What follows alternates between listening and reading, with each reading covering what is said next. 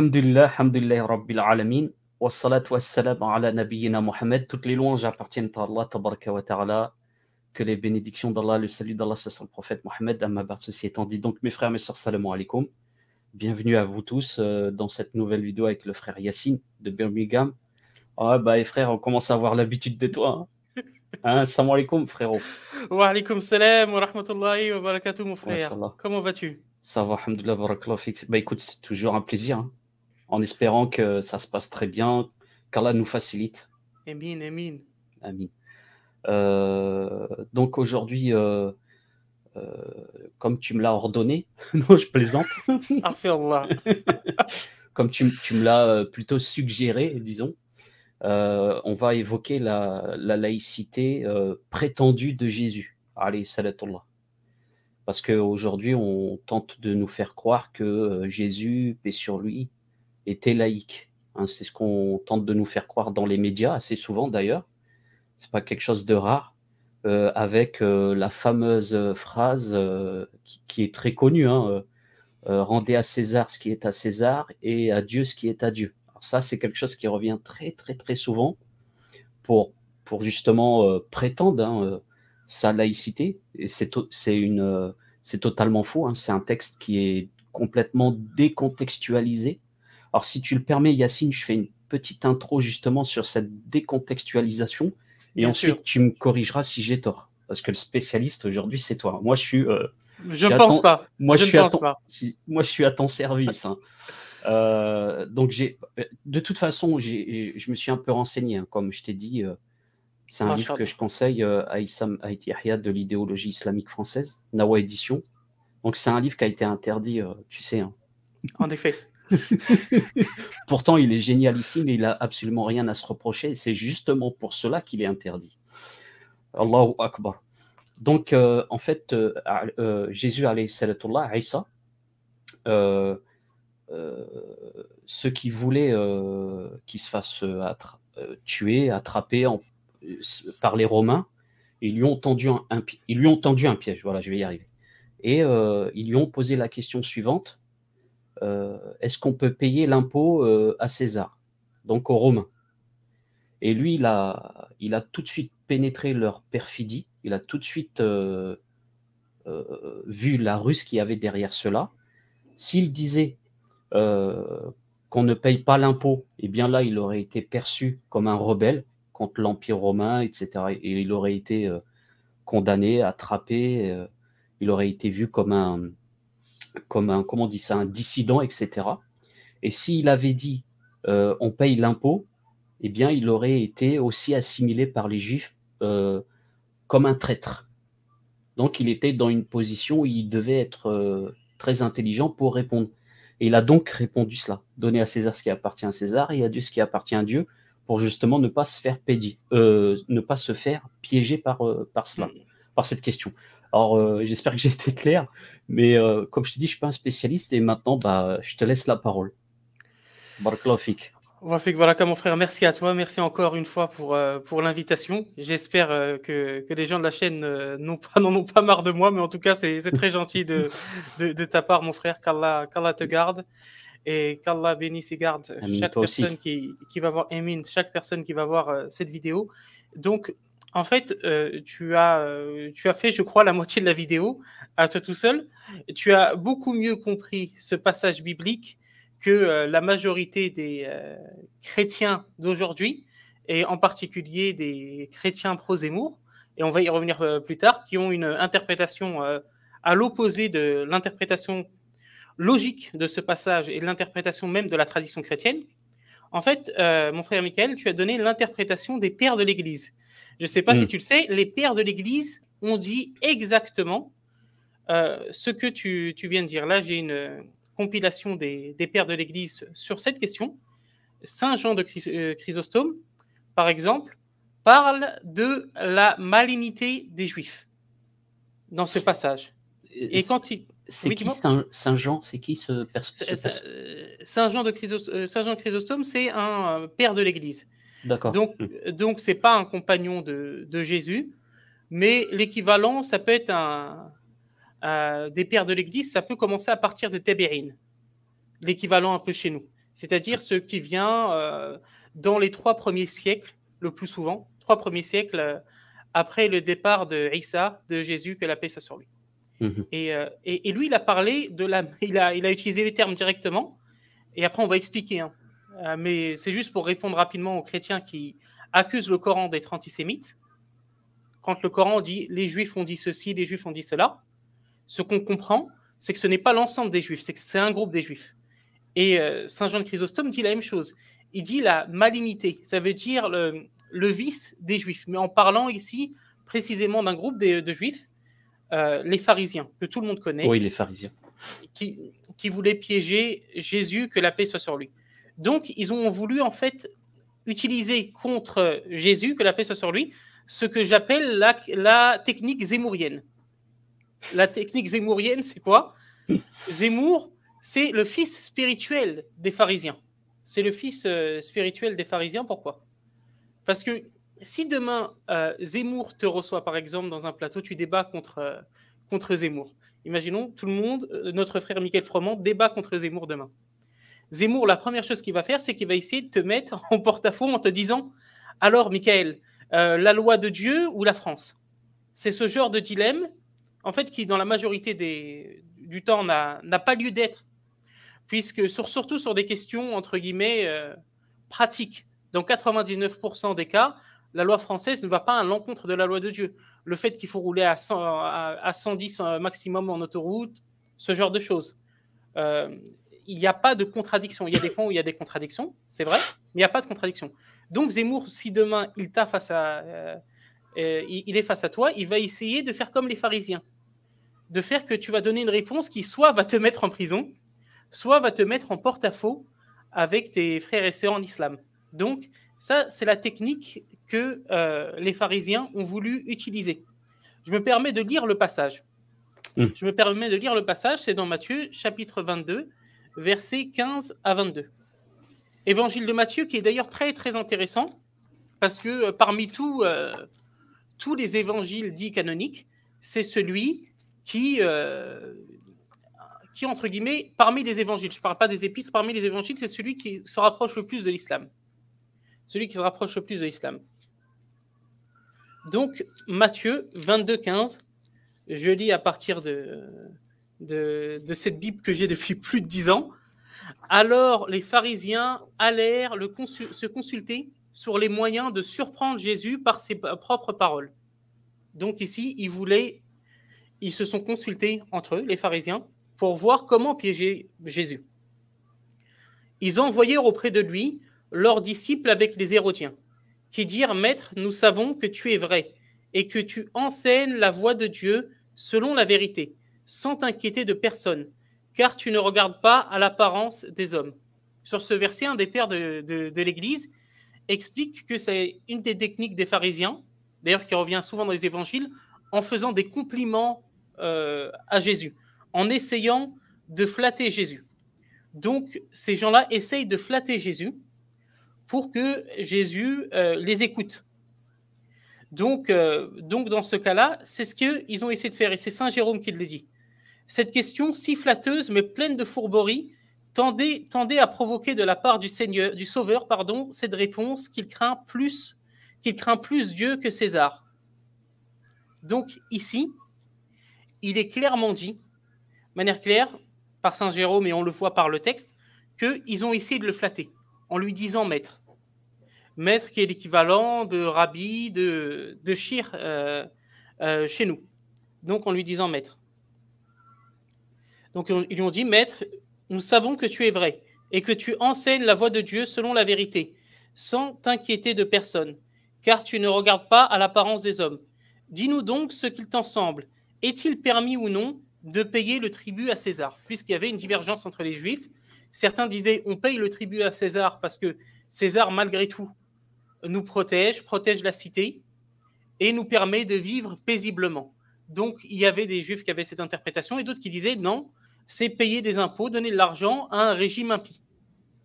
Donc, c'est la question qui se posait à ce niveau-là. Jésus connaissait leur méchanceté. Jésus, connaissant leur méchanceté, répondit « Pourquoi me tentez-vous, hypocrite ?» de Jésus, que la paix soit sur lui, le savaient, connaissaient, entre guillemets, d'une science qui vient d'Allah, savaient qu'ils étaient pervers, qu'ils étaient hypocrites. Montrez-moi la monnaie avec laquelle on paye le tribut. Et ils lui présentèrent un denier. Il leur demanda de qui sont cette effigie et cette inscription. Ils répondirent de César. De César, lui répondirent-ils. Alors il leur dit, rendez donc à César ce qui est à César et à Dieu ce qui est à Dieu. Étonnés de ce qu'ils entendaient, ils le quittèrent et s'en allèrent. Donc dans ce passage-là, sans même aller auprès des pères de l'Église, on voit qu'il n'y a véritablement aucune indication de laïcité. Puisqu'en fait, beaucoup de personnes, notamment Éric Zemmour, pour ne pas le citer, encore une fois, dans un article que je t'ai envoyé sur les candidats de la présidentielle sur Jésus, certains ont présenté Jésus comme un écologiste, certains ont même présenté Jésus comme un révolutionnaire, etc. Tout ça, ce sont des paroles à la limite du blasphème, puisque certains essaient de présenter aussi Jésus comme étant un marxiste, un communiste. Mais Zemmour présente Jésus comme un laïc, puisque pour lui, ces paroles, et une autre parole rapportée de Jésus, mon royaume n'est pas de ce monde, parole qu'il a dite face à Pilate, il l'interprète comme étant la base de la laïcité. Sauf que sur cette parole, il y a aussi quelque chose de problématique, c'est que Jésus résiste à Pilate. Pilate lui dit, je peux te faire sortir, te faire libérer. Et Jésus lui dit, la seule autorité qui t'a été donnée ne t'a été donnée que de la part de Dieu. Donc Jésus résiste à l'autorité ici séculière et ne se soumet pas à elle parce qu'elle est injuste. Et à un moment, lorsqu'il parle à Pilate et que ces derniers ne veut rien entendre en disant c'est quoi la vérité, il arrête de lui parler. Il ne lui répond plus.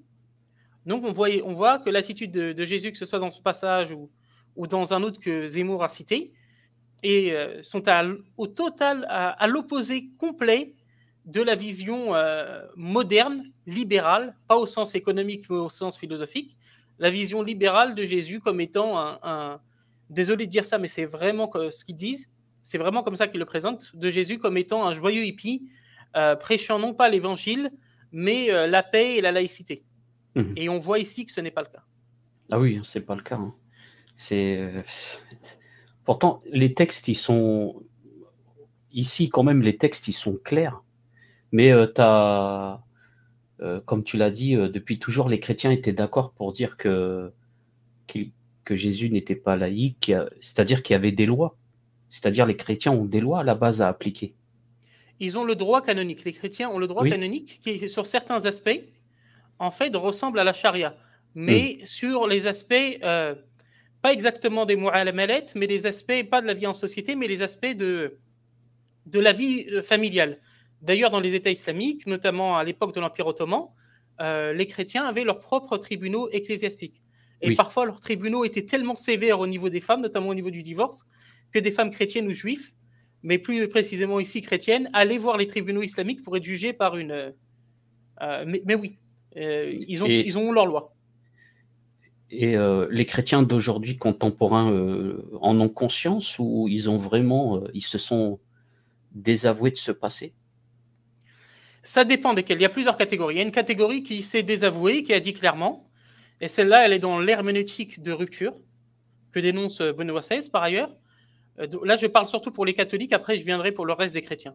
Mais tu as des catholiques qui vont te dire, il y a une rupture, et on assume cette rupture, on s'est trop éloigné de l'évangile, et il y a certaines personnes qui sont proches des catholiques avec Zemmour qui ont ce discours-là. La papauté s'est éloignée de l'évangile, et d'une certaine manière, la laïcité, de force, ça a été une bonne chose pour eux, puisque ça a ramené l'Église au véritable message de l'évangile qui est, selon eux, pacifiste et laïque. Donc, tu as cette catégorie-là. Uniquement spirituel. Uniquement spirituel. Alors que d'autres paroles de Jésus, notamment en Matthieu, expliquent des choses qui sont en lien avec la discipline de l'Église. La discipline ecclésiastique, notamment en Matthieu, j'ai pas le numéro de verset dans ma tête, mais en Matthieu, Jésus explique que faire avec un frère qui a mal agi envers toi. Il faut d'abord le conseiller, après le ramener devant des témoins, le réprimander devant des témoins, et s'il n'écoute pas, après le ramener devant l'Église, donc tribunal ecclésiastique, et s'il n'écoute pas l'Église, le traiter comme un païen. Et il le dit comme ça, comme un païen et comme un collecteur d'impôts. Ça veut dire ne pas le traiter comme un frère, s'il refuse d'obéir à l'Église. Donc il y a cette catégorie-là qui va oublier ces passages de l'Évangile et qui ont une théologie très, très faible. Il y a une autre catégorie qui assume ce passé, mais qui explique que la nouvelle pastorale, la pastorale de Vatican II notamment, s'est adaptée au monde. Et qu'aujourd'hui, avoir des règles sévères, une loi, etc., c'est contre-productif pour partager le message de l'Évangile. Donc ces gens-là vont dire, bon, il y a une évolution, mais on ne renie pas ce qui s'est passé avant. Et puis, tu as une troisième catégorie de chrétiens qui, eux, assument encore jusqu'à aujourd'hui ces règles qui sont des règles très dures. Moi, j'ai toujours dit que le catholicisme, c'est la religion la plus dure au monde. C'est une religion quasiment sans miséricorde, qui est très dure. Et eux assument tout cela, assument le fait que Jésus n'était pas un laïc. Et parmi ces personnes, on peut compter en fait tout le mouvement catholique traditionnaliste. Mais il n'y a pas que les catholiques. Les protestants aussi sont très divisés sur ces questions, sur ces lignes de fracture.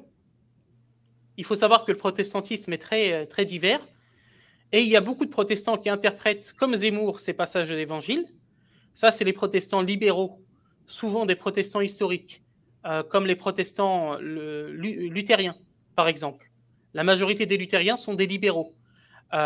À part une branche un peu conservatrice qui s'appelle le Synode du Missouri aux États-Unis, et qui s'est séparé, qui a fait un schisme avec les autres luthériens sur ces questions, notamment sur ces questions de dogme, de dureté, de fermeté, etc. Mais il y a des protestants qui sont affiliés à aucune église, qui sont liés à la réforme radicale, et qui ont une vision de Jésus qui est très proche de celle des catholiques, qui est un Jésus qui n'est pas laïque et qui veut établir son règne sur terre.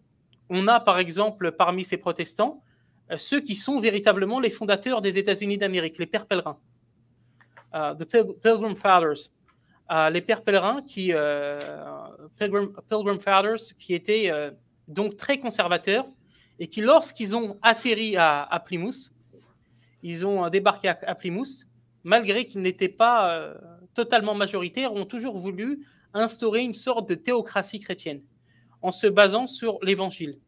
Et eux imaginent la vraie société chrétienne, la bonne société chrétienne, comme étant la cité sur la colline, dont Jésus parle dans le Sermon sur la montagne, encore une fois dans l'Évangile selon Matthieu.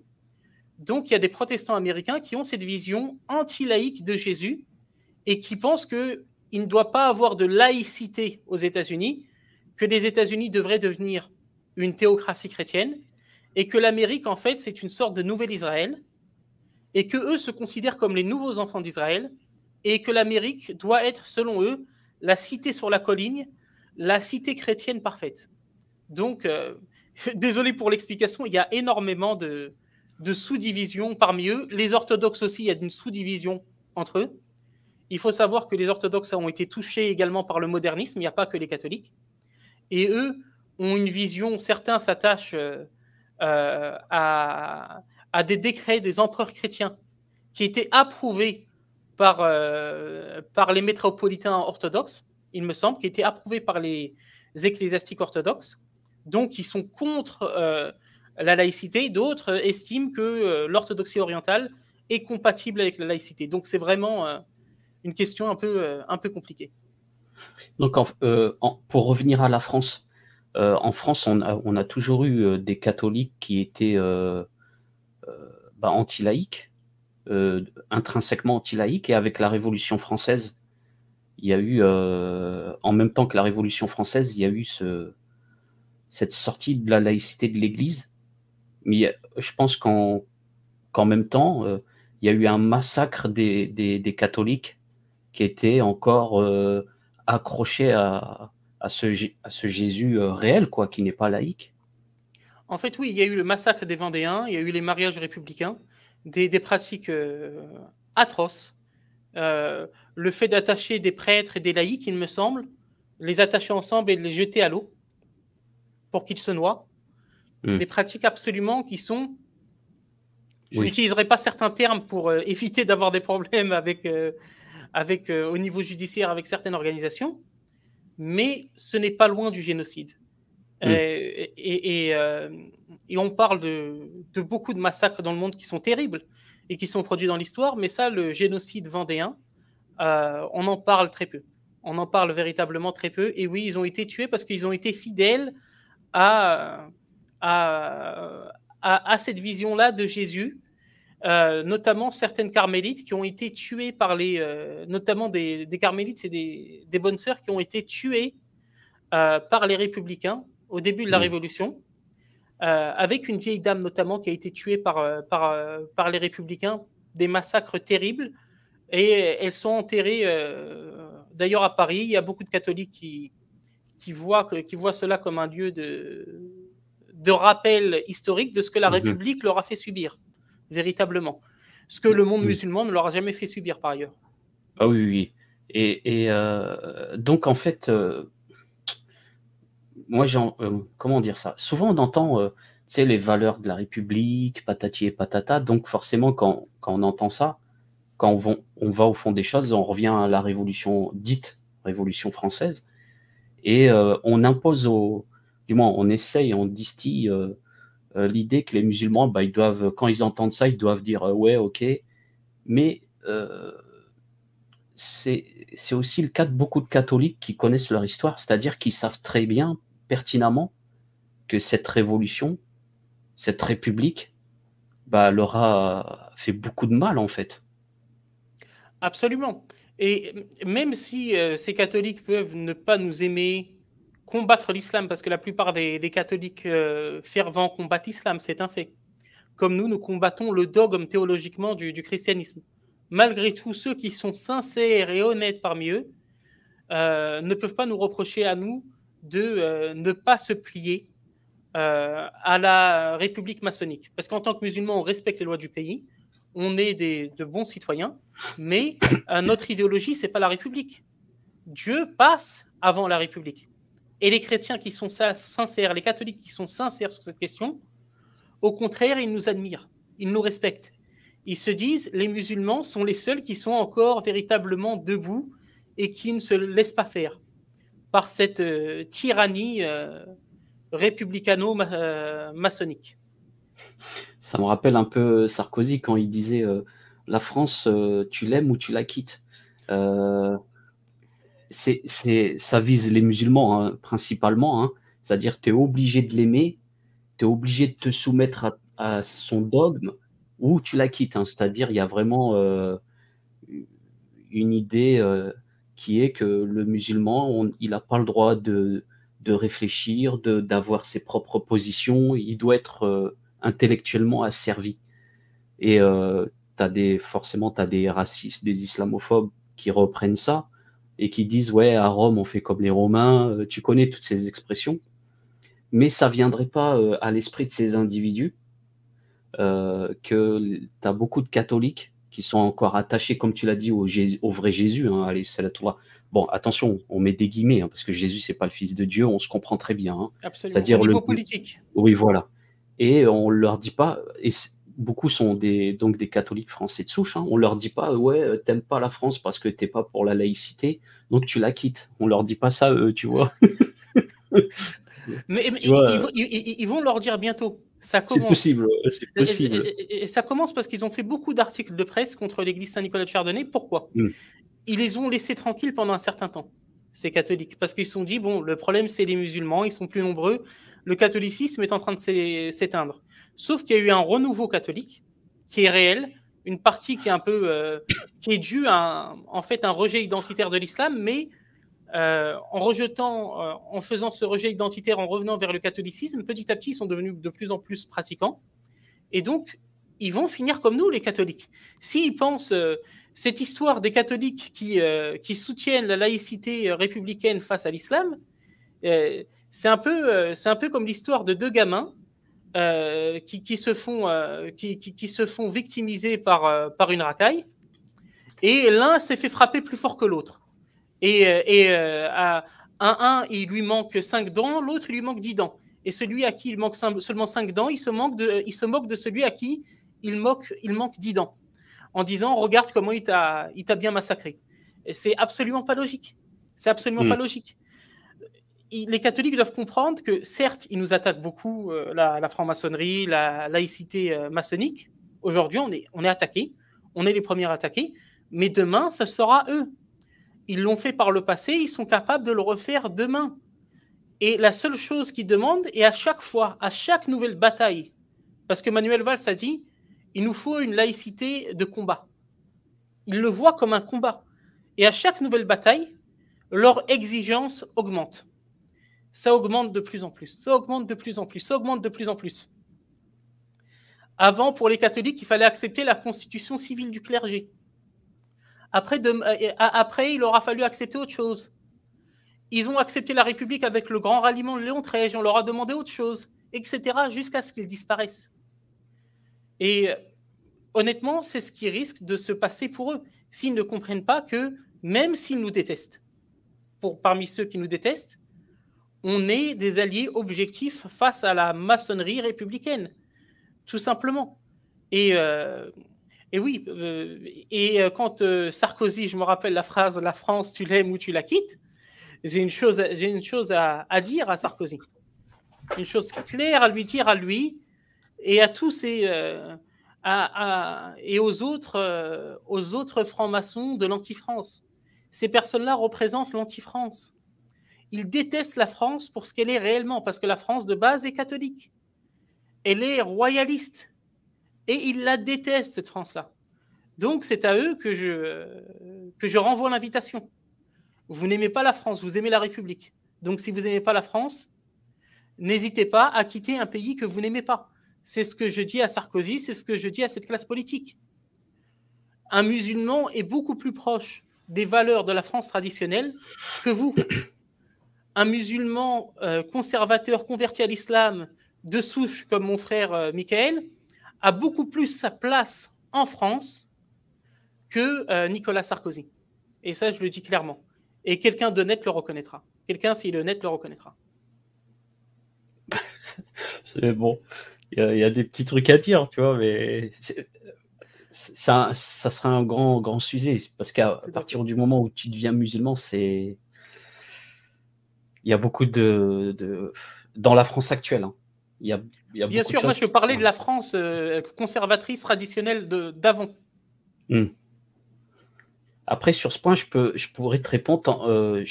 Alors, permets-moi de te clasher, mais la France d'avant catholique, un Français qui se convertit à l'islam, il passe au bûcher. C'est plus compliqué. C'est plus compliqué. Là, on est en mode clash ou pas? Je peux rentrer en mode clash ou pas là. Je veux rentrer en mode clash. Je vais monter. Non, sérieusement. En fait, ta question est compliquée. Pourquoi? Parce qu'il y a la réalité historique. Historiquement, tu n'as jamais eu véritablement de présence musulmane dans une cité catholique en France. Autrement, au niveau théologique, les catholiques, ils ont l'équivalent du statut de minorité, comme il y a en islam pour les minorités non musulmanes. C'est-à-dire que s'ils appliquent la doctrine sociale de l'Église, ils disent quoi, les catholiques? Ils disent les musulmans sont dans l'erreur et l'erreur n'a pas de droit. Ça, c'est la base. Mais pour que la société puisse fonctionner, l'État et l'Église doivent demander à l'État ou permettre à l'État de tolérer l'erreur. Donc, c'est une tolérance. C'est-à-dire que dans ce cas-là, dans une France catholique, les musulmans auraient le droit de citer, de garder leur voile, de vivre en fait l'équivalent de la vie des non-musulmans sous la protection d'un État islamique. En fait. Et il y a des désavantages, ça veut dire qu'on pourrait, par exemple, ta chaîne, elle fermerait, ma chaîne, elle fermerait, etc. Mais individuellement, pour le musulman du quotidien qui pratique sa religion, il aurait ses tribunaux islamiques dans un État catholique. Il aurait accès sa fille pourrait porter le voile où elle le souhaite. Et ce genre de liberté. Donc, collectivement, au niveau de la da'wa, ça serait très mauvais. Mais individuellement, au niveau du musulman du quotidien, ça serait un moindre mal par rapport à à la République actuelle, puisque en plus, il n'y aurait pas d'indécence, de tout ce qu'on connaît avec la propagande arc-en-ciel, etc. Ça n'existerait pas. Mais en tout cas, en termes de valeur, et pas au niveau pratique, en termes de valeur, je confirme, tu es bien plus proche d'un Français catholique du XVIIe siècle que l'est Nicolas Sarkozy, Oui, par oui, exemple. je vois ce que tu veux dire. Oui, c'est-à-dire, on est d'accord avec les chrétiens, que l'adultère, que la fornication, toutes ces choses sont interdites, par exemple, quoi. Absolument. Et plein d'autres choses. Voire, eux, ils sont plus durs que nous sur certains aspects. Donc, le catholicisme, c'est très strict au niveau de la sexualité, par exemple, bien plus dur que nous. Mais l'avantage, c'est que, contrairement à la société actuelle, Tu fais allusion à l'interdiction du divorce, c'est ça? interdiction du divorce, interdiction de la contraception, Mmh. plein d'interdictions qui n'existent pas, en tout cas de cette manière en islam, avec cette importance. Mais l'avantage, c'est que c'est une société très stricte, une vraie société catholique. Et que donc un musulman peut se sentir plus à l'aise dans cette société en comparaison, même si l'idéal pour nous, c'est un État musulman. Mais un musulman se sentirait plus à l'aise avec des catholiques pratiquants conservateurs qu'avec les amis sionistes de la propagande arc-en-ciel. D'ailleurs, j'ai une anecdote. Bon, j'avais rencontré deux musulmans, un qui était d'origine pakistanaise, qui habitait en Irlande. D'accord. Et ses filles sont nées en Irlande, elles allaient à l'école, etc., etc. Il nous avait raconté une anecdote parce que là-bas en Irlande, toutes les écoles sont, pas toutes, mais une grande majorité d'écoles sont non mixtes. École pour filles, école pour garçons, parce qu'ils sont encore assez conservateurs.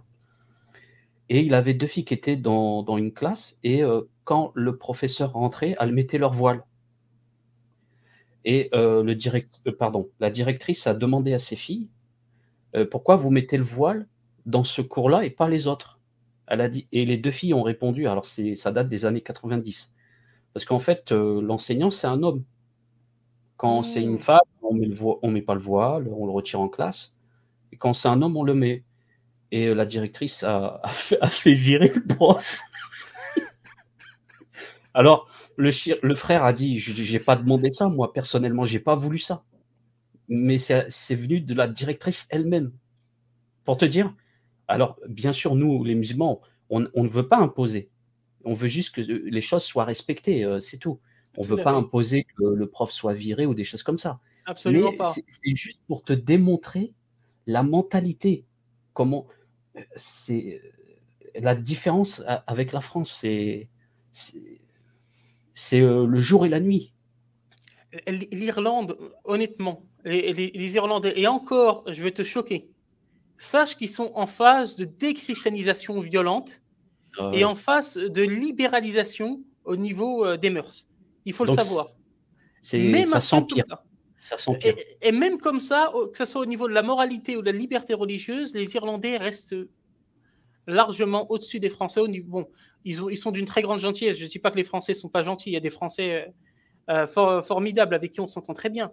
Je veux dire français non musulmans, mais les Irlandais ont des qualités incroyables. Et ça, c'est pas étonnant. Il y a une sœur qui a témoigné. Elle a mis le hijab, un autre pays anglo-saxon. Elle a mis le hijab alors qu'elle est française, c'est une française musulmane, quand elle est partie aux États-Unis.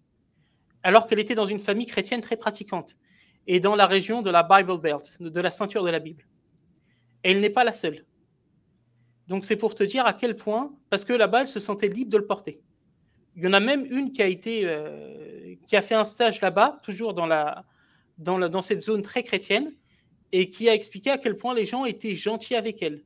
Bien sûr, il y a toujours des minorités d'idiots, Oui, mais de manière générale, euh, quand une société est véritablement chrétienne, conservatrice, on a plus de points communs avec eux. La France, elle sait totalement, il y a une véritable haine envers la religion, une véritable haine envers la religion, envers tout ce qui est religieux public. Pour eux, la religion, ça doit être une spiritualité privée qui prend en fait 2 mètres carrés dans ton salon, et pas plus. C'est ça la difficulté avec la France. Ah oui, 2 mètres carrés encore, t'es gentil, hein. Parce que et j'ai vu récemment qu'ils avaient même, critiqué le fait que tu avais alors d'après certaines informations relayées par BFM, certaines, étudiantes ou étudiants qui, priaient dans les toilettes à l'université. Alors, on sait qu'en islam, on prie pas dans les toilettes, mais c'est des choses qui peuvent arriver parce que les musulmans sont pas tous, n'ont pas tous étudié, sont pas au courant de tout, et c'est pas tous les musulmans qui savent ces choses-là. Donc c'est possible qu'un musulman pour échapper, à comment dire ça? À la vindicte, laïque, tu sais, à la foule en colère laïque là, tu sais, haineuse, aille prier aux toilettes. Je dis pas que c'est impossible, mais même ça les dérange. Pour te dire, quand tu dis 2 mètres carrés dans la cuisine, tu es gentil parce que dans les toilettes, ça les dérange, Ah, Yacine. absolument, absolument. Alors qu'ici, bon, en Angleterre, on n'en parle pas, même aux États-Unis. Parce qu'on va me dire, oui, l'Angleterre, ils acceptent tout. Tu as des États aux États-Unis ultra-conservateurs qui sont en train d'interdire l'avortement, Mmh. comme le Texas, par exemple. Le Texas, tu peux aller prier, tu pries où tu veux. Les gens ne te cassent pas la tête. Le chrétien, il va prier au restaurant avant son repas. Il va dire le bénédicité. Il va réciter sa prière. Le musulman, il va prier de son côté. Il n'y a qu'en France et dans un autre État, auparavant, ça posait problème. En fait, le seul pays qu'on peut comparer à la France, et ce n'est pas le pays en lui-même, c'est le système politique, c'est la Turquie sous Atatürk, la République turque sous Atatürk, avant que le président Erdogan, qu'Allah le préserve, vienne au pouvoir, avant qu'Erbakan aussi, qu'Allah lui fasse miséricorde, Mmh. réislamise en grande partie la Turquie et fasse des efforts dans ce sens. Oui, Il n'y c'était a une laïque. que, en fait, la Turquie kémaniste qui ressemble à la France, et d'ailleurs qui s'est inspirée de la France. Oui, La Turquie, elle elle, était laïque. Mmh. elle était laïque, elle s'est inspirée de la France, la Turquie kémaniste, au niveau de la laïcité, et s'est inspirée aussi de l'entité sioniste, de plein d'autres choses à d'autres niveaux. Je parle de la Turquie kémaliste, qui n'est pas la vraie Turquie, parce que pour nous, la vraie Turquie, c'est la Turquie conservatrice, la Turquie d'Erdogan, d'Erbakan, etc. Pour nous, musulmans, c'est ça la vraie Turquie. C'est la Turquie d'Abdulhamid, qu'Allah lui fasse miséricorde, etc. Mais pour te Mmh. dire qu'il y a une véritable... J'aime pas parler de complot, mais il y a un complot socialo-sionisto-maçonnique contre la religion sous toutes ses formes en France, malheureusement. Ouais, bah, de toute façon, on sait d'où vient la laïcité, hein, c'est pas un secret, elle sort des loges francs-maçonnes, hein, elle avait pour objectif de déchristianiser, et comme aujourd'hui, comme tu l'as dit, le christianisme en France est, voilà, il est pratiquement mort, même s'il réapparaît un petit peu, hein. Aujourd'hui, c'est l'islam qui est ciblé. Donc on ressort, les logiciels, qui sont classiques à la laïcité, comment dire ça? Hostile à la foi, quoi. Aujourd'hui, c'est une évidence, hein, il faudrait être aveugle pour ne pas le constater, hein. Absolument. D'ailleurs, dans ce livre-là que j'ai montré au début, tu as pas mal de paroles d'intellectuels français, Luc Ferry, il y a, comment il s'appelle? Allard, il y a, qui te disent ouvertement que, il y a, Vincent Peillon, qui te disent ouvertement que la laïcité, c'est une autre religion et qu'elle est là pour combattre toutes les religions, quoi. Ils le cachent pas. C'est pas un Absolument. secret. Et ce qui est, excuse-moi Yacine, mais ce qui est intéressant, façon de parler, hein, avec la laïcité, c'est que c'est une idéologie, une doctrine qui n'est pas définie de manière exacte. Elle a beaucoup de contours flous, tu vois? Absolument. Elle est, c'est un peu comme un parasite, tu sais, une sorte de vomi qui coule partout, tu vois? Elle est maniable à souhait. Donc, dès qu'il y a une religion qui apparaît, tu la hop, un petit peu, hop, contre l'islam, hop, contre les chrétiens, hop, contre clac, et on se sert elle est toujours, instrumentalisée, mais elle a toujours les mêmes fondements, hein, l'hostilité à la foi. Absolument. Elle a toujours ces fondements-là, et c'est pour une raison simple. Par exemple, la loi de 1905, c'est un compromis. Parce que Mmh. souvent, certains, notamment Tariq Ramadan à l'époque, il le faisait, et c'était une grave erreur de sa part, parmi d'autres erreurs théologiques, idéologiques que Tariq Ramadan a pu faire. il a essayé de défendre la laïcité, la loi de 1905 en disant c'est très bien, c'est formidable, nous les musulmans on est contents de cette loi. En fait, ce qu'il faut savoir, c'est que 1905 va finir par être réformé. Pourquoi ? Parce que c'était un compromis. 1905, c'est un compromis. Un compromis qu'ils ont trouvé notamment avec les protestants, avec certains catholiques libéraux. Mais ils voulaient faire bien plus mal au début. Ils voulaient faire bien plus mal au début. En fait, si tu veux comprendre le vrai cœur, l'âme de la laïcité, il faut aller à l'époque kémaliste. Parce que Kemal Atatürk a fait ce que les Français auraient voulu faire au niveau de la laïcité.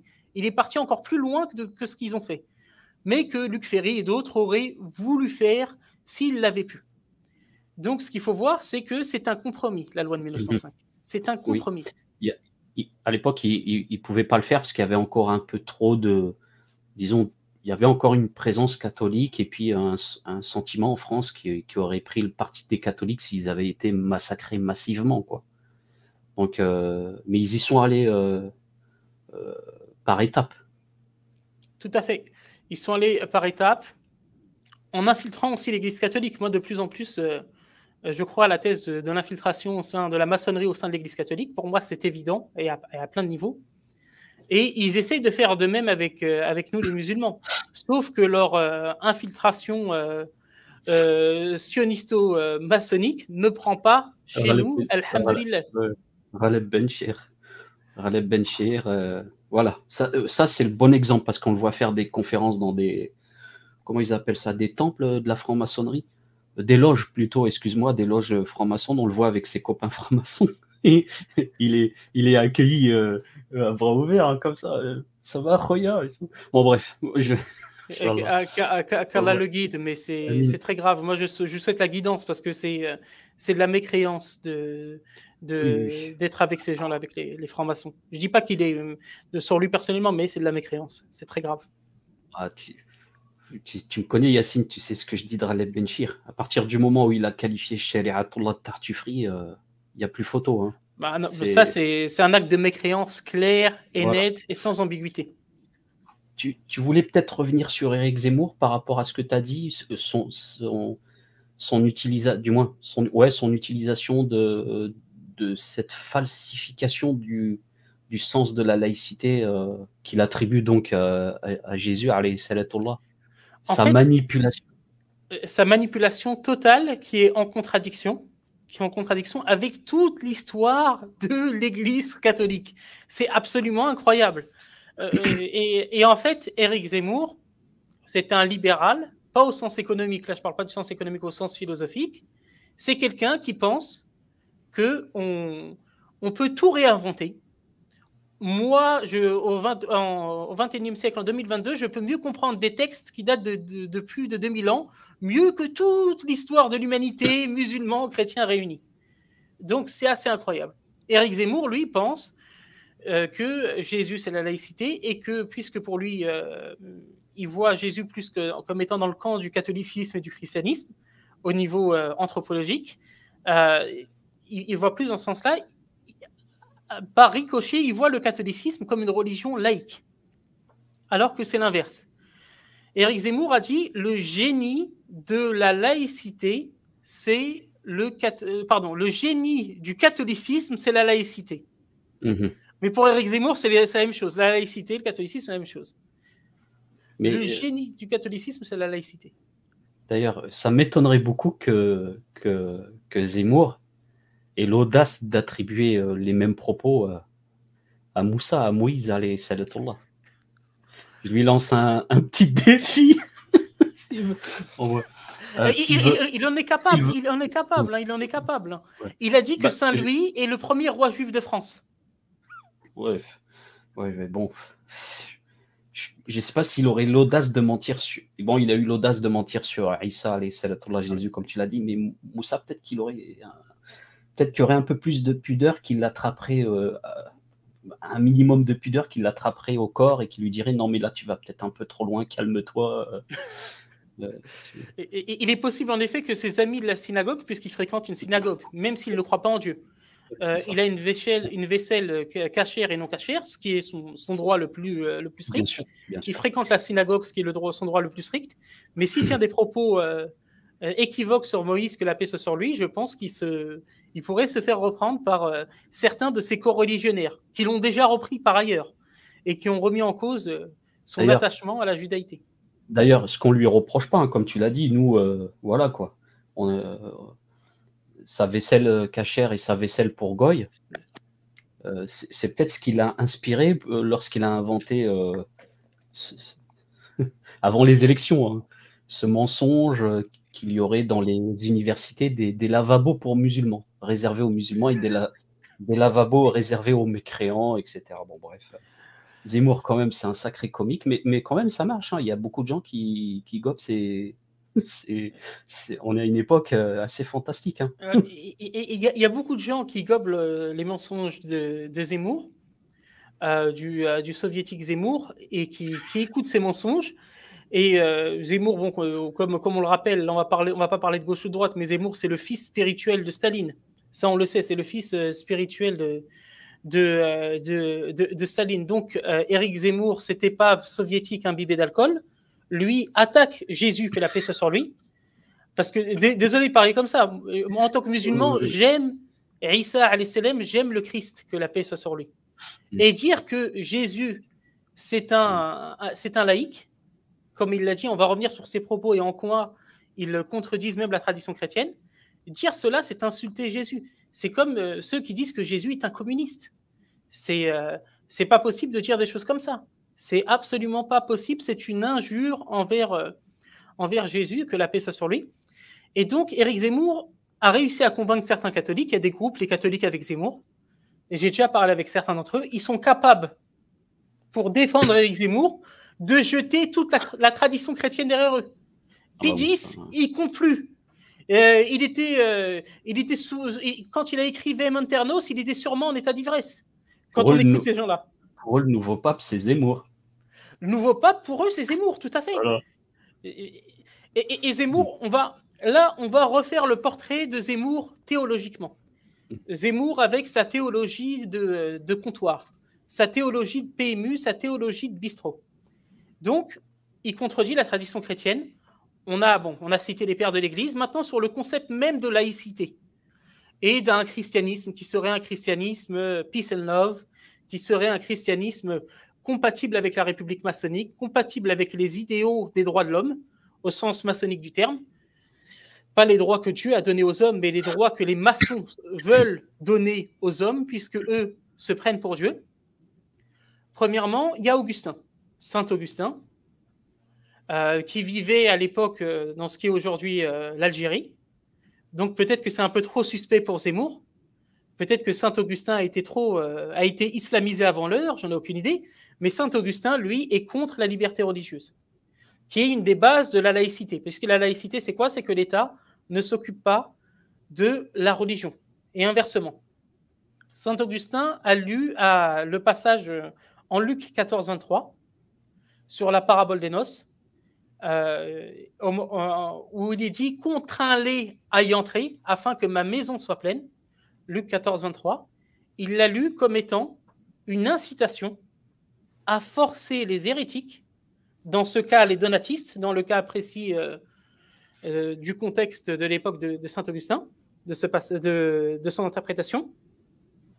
Il pense que ce passage est un appel à forcer les hérétiques à rentrer au sein de l'Église.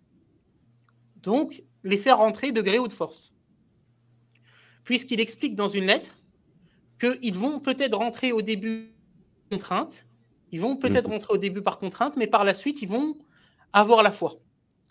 Donc, Augustin est en désaccord avec l'interprétation d'Éric Zemmour, qui voit Jésus comme étant un apôtre de la laïcité. Donc, il y a déjà une contradiction qui est claire à ce niveau-là. Ensuite, il y a toute l'histoire de l'Église. Et lorsqu'on va parler de la liberté religieuse, dans l'Église catholique, on ne va pas caricaturer. On ne va pas parler des croisades, on ne va pas parler de l'Inquisition. Parce qu'en vérité, l'Inquisition a été exagérée. Les chiffres liés à l'Inquisition. on ne parle pas de ça comme un événement historique. Ça ne nous intéresse pas. On va regarder les bases théologiques, sur quoi s'appuient les catholiques pour dire que Jésus doit régner dans la société. Pour eux, Jésus, que la paix soit sur lui, doit régner dans la société. Dans toute la société, que ce soit ici-bas ou dans l'au-delà.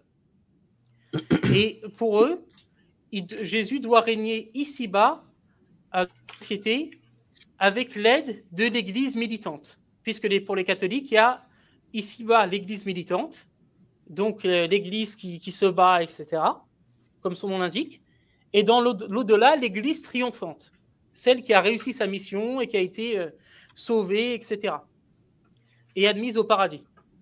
Et donc, il y a au niveau théologique des arguments très forts, que ce soit des conciles, des encycliques de papes, de Thomas d'Aquin, ça c'est du côté catholique, contre la liberté religieuse telle que la laïcité le voit, donc contre la laïcité.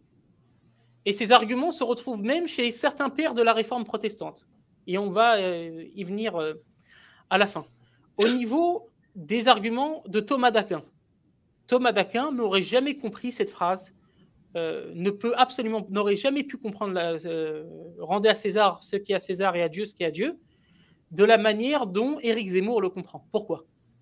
Parce que pour Thomas d'Aquin, et on le voit clairement dans la Somme théologique, il y a certes une distinction entre l'Église et l'État, mais il n'y a pas de séparation. Puisque Thomas d'Aquin dit la chose suivante. Il dit que, premièrement, parce que dans sa Somme théologique, il y a énormément de questions qui sont posées. Il y a cette question, est-ce qu'on doit tolérer les infidèles ? Pour Thomas d'Aquin, les infidèles, c'est nous. C'est-à-dire tout ce qui est juifs, musulmans, etc. Pour lui, c'est nous les infidèles. Est-ce qu'on doit les tolérer ? Et lui, il dit que oui. Il dit qu'il ne faut pas les contraindre. Il ne faut pas contraindre les infidèles, il ne faut pas contraindre les non-chrétiens à devenir chrétiens, à se faire baptiser. Et ça a été la doctrine de l'Église catholique, l'interdiction de baptiser des gens de force. C'est totalement interdit dans le catholicisme. Il n'y a pas de souci à ce niveau-là. Par contre, Thomas d'Aquin dit la chose suivante, concernant les hérétiques. Les hérétiques, c'est ceux qui croient à quelque chose qui est contraire à une des vérités de l'Église catholique. Par exemple, quelqu'un qui dit que Jésus n'est pas Dieu est un hérétique, selon les catholiques. Un chrétien qui dirait ça est un hérétique. Et s'il professe publiquement son hérésie, dans ce cas-là, il est averti. Il me semble que selon Thomas d'Aquin, c'est 3 avertissements qui lui sont donnés. Et s'il ne se rétracte pas, dans ce cas-là, l'Église catholique l'excommunie et le livre au bras séculier, c'est-à-dire à l'État catholique, dit bras séculier qui va le retrancher de la vie par la mort. Donc, selon Thomas d'Aquin, il faut condamner les hérétiques à mort. Et c'est là où on voit qu'il n'y a pas de séparation de l'Église et l'État. Pourquoi ? Parce que pour Thomas d'Aquin, il y a une distinction.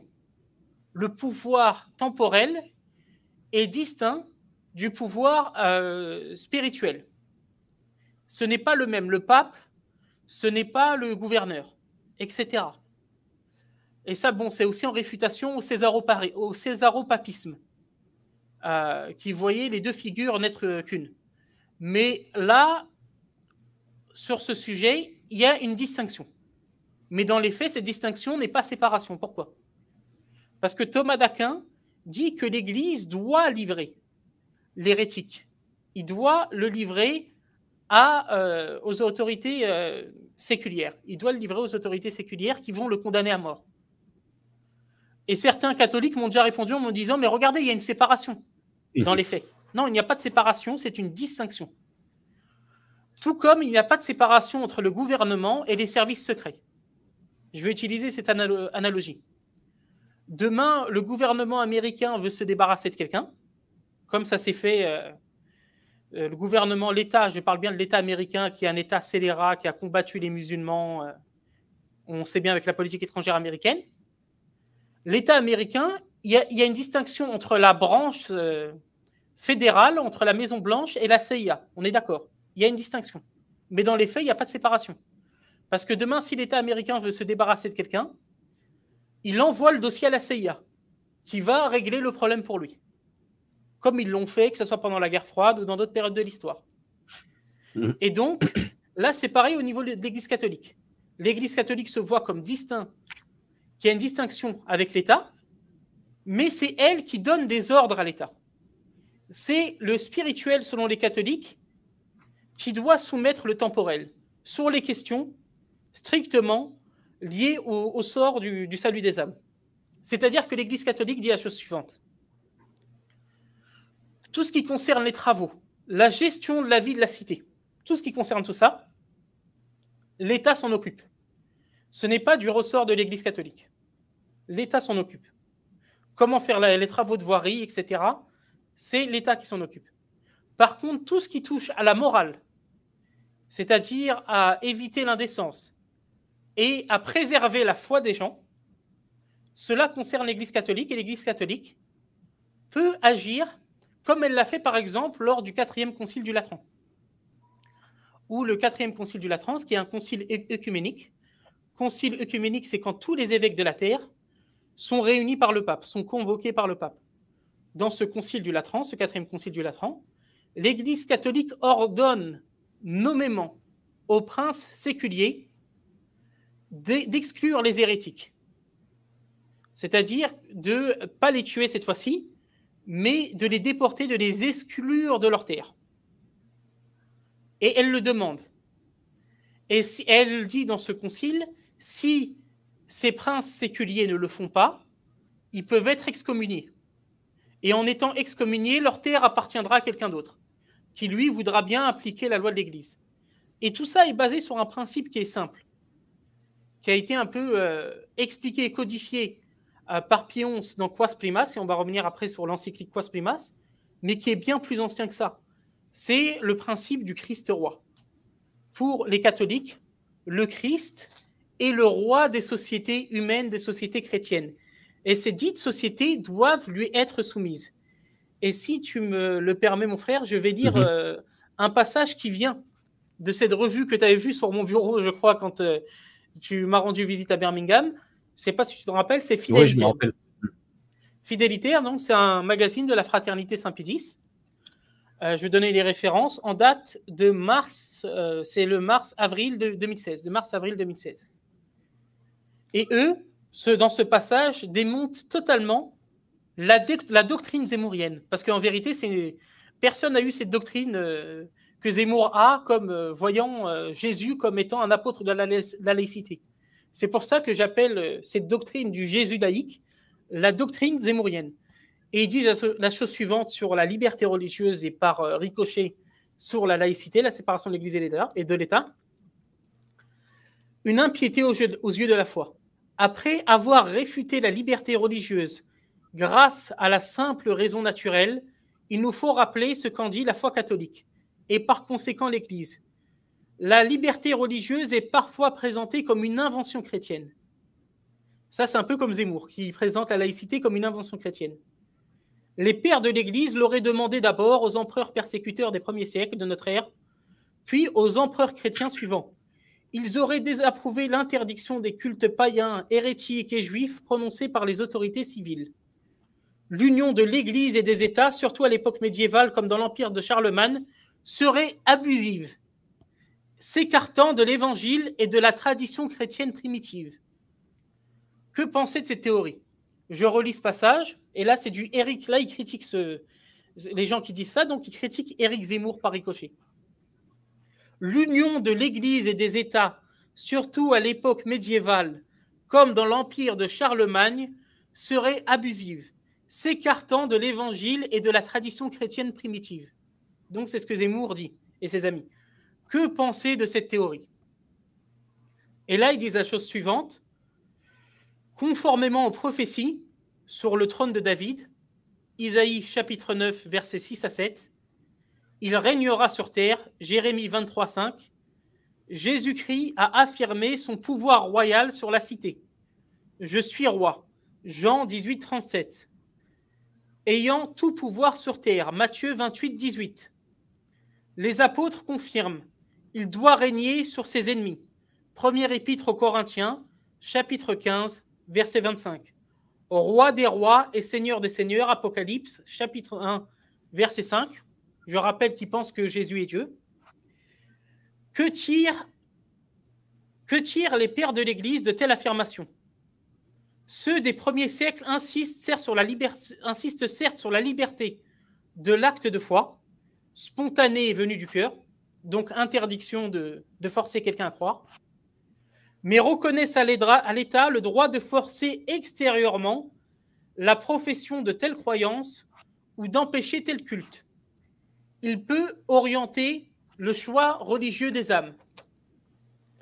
Et donc, après, il y a d'autres passages qui peuvent être intéressants à lire plus tard. Donc, il considère que les prophéties annonçant la messianité de Jésus, que la paix soit sur lui dans l'Ancien Testament, affirment directement que Jésus doit régner sur les sociétés humaines, à la fois ici-bas et par la suite dans l'au-delà.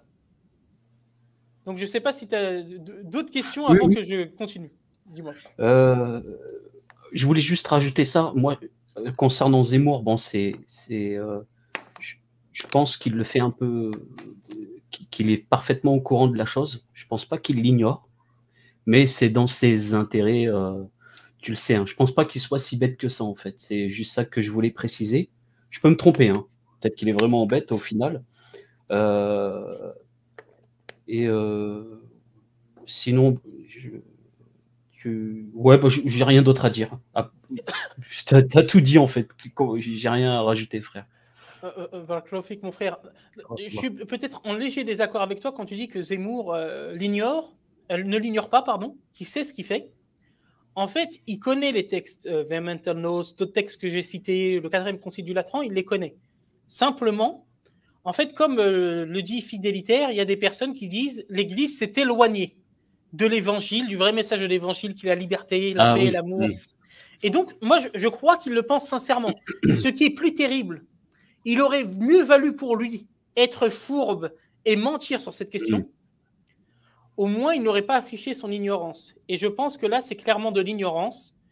Et c'est une volonté de voir dans le christianisme ce qu'il aimerait que le christianisme soit, d'une certaine manière. Ouais, excuse-moi, je croyais que tu avais fini. Fadel, je te laisse terminer.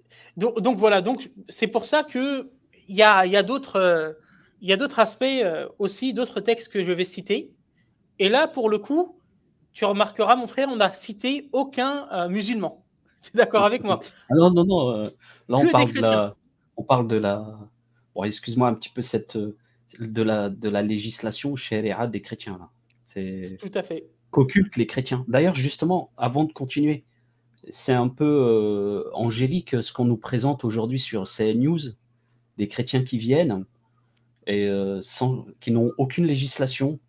La foi, c'est dans le cœur. Il suffit de croire en Jésus, tu es sauvé. Le christianisme, c'est super cool. Tu n'as rien à faire pratiquement si ce n'est prier. Voilà. C'est vraiment la vision qu'on tente de mettre dans les médias. C'est-à-dire, donc par opposition, on te ramène souvent quelquefois des soi-disant anciens musulmans, et il y a toujours ce même discours. Ouais, l'islam, c'est dur, c'est très dur, tout ça. Mais dans le christianisme, c'est pas compliqué, c'était super facile. Franchement, c'est... Voilà. Excuse-moi, mais je caricature ce que je vois dans les médias, donc peut-être ça fait pas sérieux, mais oui, c'est effectivement ce qu'on voit hein, sur CNews, par exemple, et puis d'autres, pas forcément CNews seulement, on voit ça sur d'autres chaînes, sur les réseaux sociaux, sur YouTube, hein, toi et moi, on a vu quelques vidéos. On entend tout le temps ça. Oh, c'est dur, l'islam, c'est une religion dure. Et le christianisme, c'est super facile, quoi. C'est la plus grande blague qui existe, je crois, sur la surface de la Terre. Là, je parle du catholicisme. Protestantisme, c'est un peu différent. Du vrai catholicisme. Du vrai catholicisme. Les protestants n'en parlent pas, les catholiques un peu conciliaires, modernistes, on n'en parle pas. Le vrai catholicisme, si on peut faire une aparté juste de 2 minutes dessus, c'est la religion la plus dure qui existe sur Terre. C'est bien plus dur que, par exemple, le judaïsme orthodoxe. Honnêtement, si quelqu'un doit choisir une religion par rapport à la facilité, il ne devient pas catholique. S'il a vraiment lu les textes du catholicisme, pourquoi? Parce que c'est une religion où le péché mortel est omniprésent. Ce qu'il faut savoir, c'est que nous, on croit en tant que musulmans qu'un musulman ne va pas en enfer éternellement. Il peut aller très longtemps en enfer s'il a commis des grands péchés pour lesquels il ne s'est pas repenti, mais il ne va pas éternellement en enfer. On est d'accord. Et ne serait-ce qu'une seconde en enfer, c'est déjà trop. On est d'accord sur ça également. Le souci, c'est que pour les catholiques, en fait, ils n'ont pas cette assurance. C'est-à-dire qu'un catholique qui commet un péché mortel, et ça, les gens, ils doivent le réaliser, et il n'a pas le temps de faire une contrition parfaite. Ça veut dire se repentir parfaitement s'il n'a pas de prêtre à côté, ou il n'a pas, le temps, il n'est pas parti se confesser. S'il n'est pas parti se confesser, bien sûr, volontairement, qu'il a commis ce péché mortel volontairement, il va en enfer éternellement. Attends, t'es sérieux, Yacine? T'as vu ça où? Attention, c'est ma façon de parler, hein, c'est pas de la provoque. Hein. Tu me connais, Yacine. Parce que regarde, excuse-moi, je te fais une aparté, je te coupe. Le fameux petit pseudo-guide missionnaire là, de Hélène Faros pour aller vers les musulmans. J'ai fait 2 vidéos, je compte en faire d'autres, Inch'Allah. Puis avec toi, on essaiera de faire des choses. Dedans, elle dit comment aller vers les musulmans. Et il y a un passage, bon, je ne vais pas me casser la tête à essayer de le chercher parce que je me rappelle, où elle dit quand tu vas voir des musulmans, bon, il y a plusieurs discours, plusieurs exemples de dialogue. Et ils sont tous, voilà. Dans tous les dialogues, le musulman, il ne connaît rien. Il ne connaît pas le Coran. Il ne sait pas quoi répondre. Et eux, ils sont trop forts. C'est trop facile, tu vois. Je pourrais faire la même chose en inventant des dialogues avec des chrétiens, tu vois, mais bon.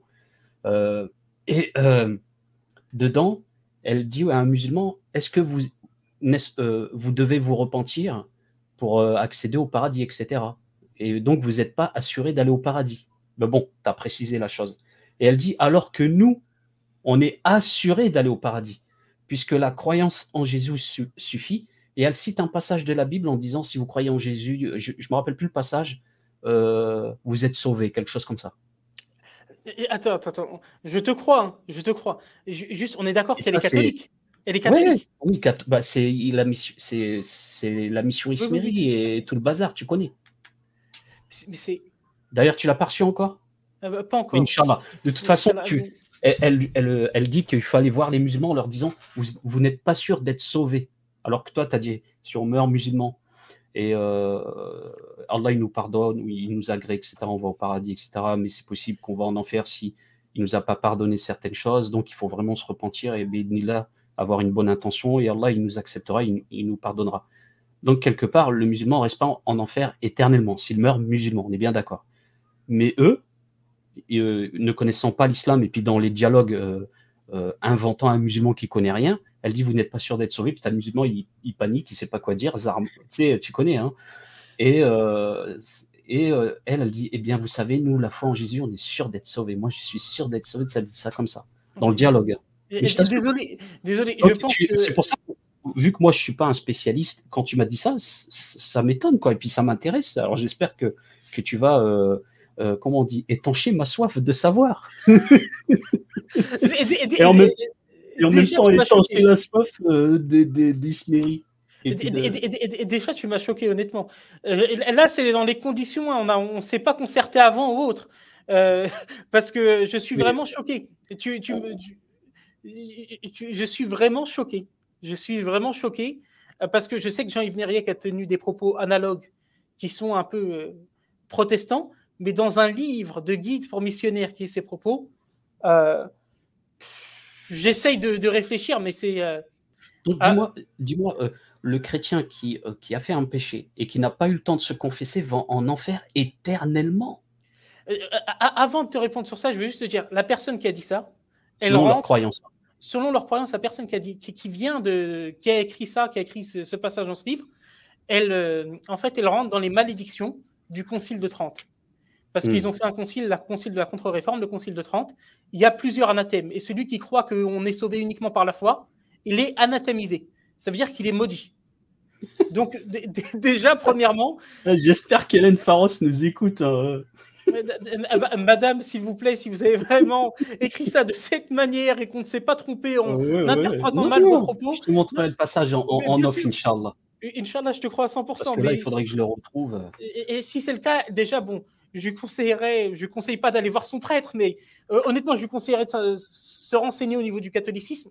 Pour répondre à ta question, un catholique, imaginons un catholique qui a fait que du bien toute sa vie, qui est parti à la messe tous les jours de sa vie, et qui a fait un seul péché mortel, et je vais te dire c'est quoi un péché mortel. C'est pas simplement l'adultère, la fornication ou le vol. Je vais te donner un exemple. Un seul péché mortel et qu'il ne s'est pas repenti, il ne s'est pas confessé par exemple, et qui meurt, il va en enfer pour toute l'éternité. Il ne va pas au purgatoire, parce que ça c'est séparé du purgatoire. Il va en enfer pour toute l'éternité, comme un non-catholique selon eux, qui a refusé l'évangile, etc.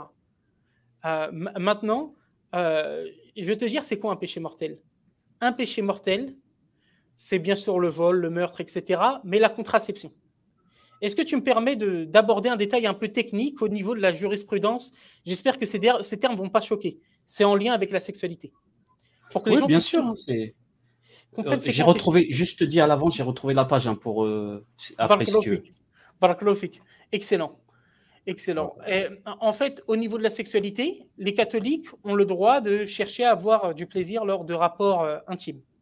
Ils ont le droit. C'est autorisé dans leur religion. Mais le rapport sexuel, il est à la fois procréatif et unitif. Il a deux buts. La procréation et unir le couple par le biais du plaisir, par le biais de la complicité, etc. Et s'il n'y a pas une ouverture à la vie, donc l'intention, une nia en fait, une intention d'avoir des enfants, ou en tout cas d'ouvrir la porte aux enfants, au fait d'avoir des enfants, de ne pas fermer totalement, le rapport est totalement illicite. C'est-à-dire que, en fait, désolé de dire ça comme ça, le rapport sexuel, l'éjaculation masculine doit finir dans l'organe reproducteur féminin. Sinon, c'est un péché mortel. Ça veut dire que si un homme se retire, fait la méthode du retrait, je sais qu'il y a divergence entre les savants en islam, mais il n'y a aucun savant qui te dit que ça va te ramener en enfer éternellement. Un catholique, lui, s'il se retire, il va en enfer éternellement, s'il ne se repent pas. Parce que ça, c'est considéré comme un péché mortel. C'est-à-dire, la méthode du retrait, c'est un péché mortel. Même pas la pilule, la méthode du retrait. Péché mortel, enfer éternel. Là, tu donnes un exemple qui devrait faire réfléchir les chrétiens de CNews. Il y en a très peu qui respectent les règles de l'Église catholique sur ces questions. Un autre exemple, une femme qui est battue par son mari. Elle a le droit de divorcer de son mari, de se séparer de lui. Ça s'appelle la séparation des corps. Elle peut même obtenir un divorce civil. L'Église autorise à obtenir un divorce civil pour des questions, par exemple, d'héritage ou de droits financiers, etc. Par contre, elle ne pourra plus jamais se marier. Plus jamais de toute sa vie. Quoi qu'elle fasse, quoi qu'il arrive, à part si elle obtient un annullement, une annulation du mariage. Et pour obtenir une annulation du mariage, il faut prouver qu'il y a eu un vice de procédure. Ça veut dire que la personne t'a menti avant le mariage. Donc, cette femme-là, et j'ai un exemple d'une femme comme ça qu'une sœur connaît, je ne vais pas citer le nom, bien entendu, mais cette sœur connaît une femme catholique. Et cette femme catholique, en fait, elle est en état de péché mortel, continuel, parce qu'elle s'est remariée. Son mari l'a frappée, elle a fait la séparation des corps, mais après, elle a décidé de se remarier, de refaire sa vie. Et l'Église catholique lui interdit. Et donc, elle est en état de péché mortel pendant toute sa vie. En état de péché mortel, elle ne peut pas communier.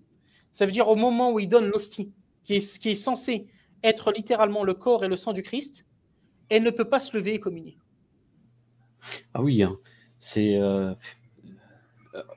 tu vois, moi, comme je t'ai dit, je ne suis pas un spécialiste, donc je suis choqué d'entendre ces choses-là, tu vois. Bon, je m'y attendais un petit peu, je dois dire, mais à ce niveau-là, non. C'est surprenant. Moi, je suis surpris surtout par le passage dont tu as parlé dans le livre. Je pense que ceux qui vont voir la vidéo vont voir mon visage à ce moment-là quand tu m'en as parlé. C'est le passage de cette dame. C'est la page. Je sais que tu vas te procurer ce livre-là. C'est bon, un petit livre, 70 pages. C'est à la page 33. Donc, elle dit... attends. Elle dit... donc, elle dit aux musulmans qui s'appellent Nabil... vous n'êtes pas sûr d'être sauvé, etc. Bon, je te résume. Et puis elle dit, moi, Nabil, je sais, pardon, que je suis sauvé, car Jésus veut sauver tout le monde. Il a dit, la volonté de celui qui m'a envoyé, c'est que je ne perde aucun de ceux qu'il m'a donnés. Jean 6, 39. Donc, tu as vu, je ne t'ai pas raconté de bêtises. Hein.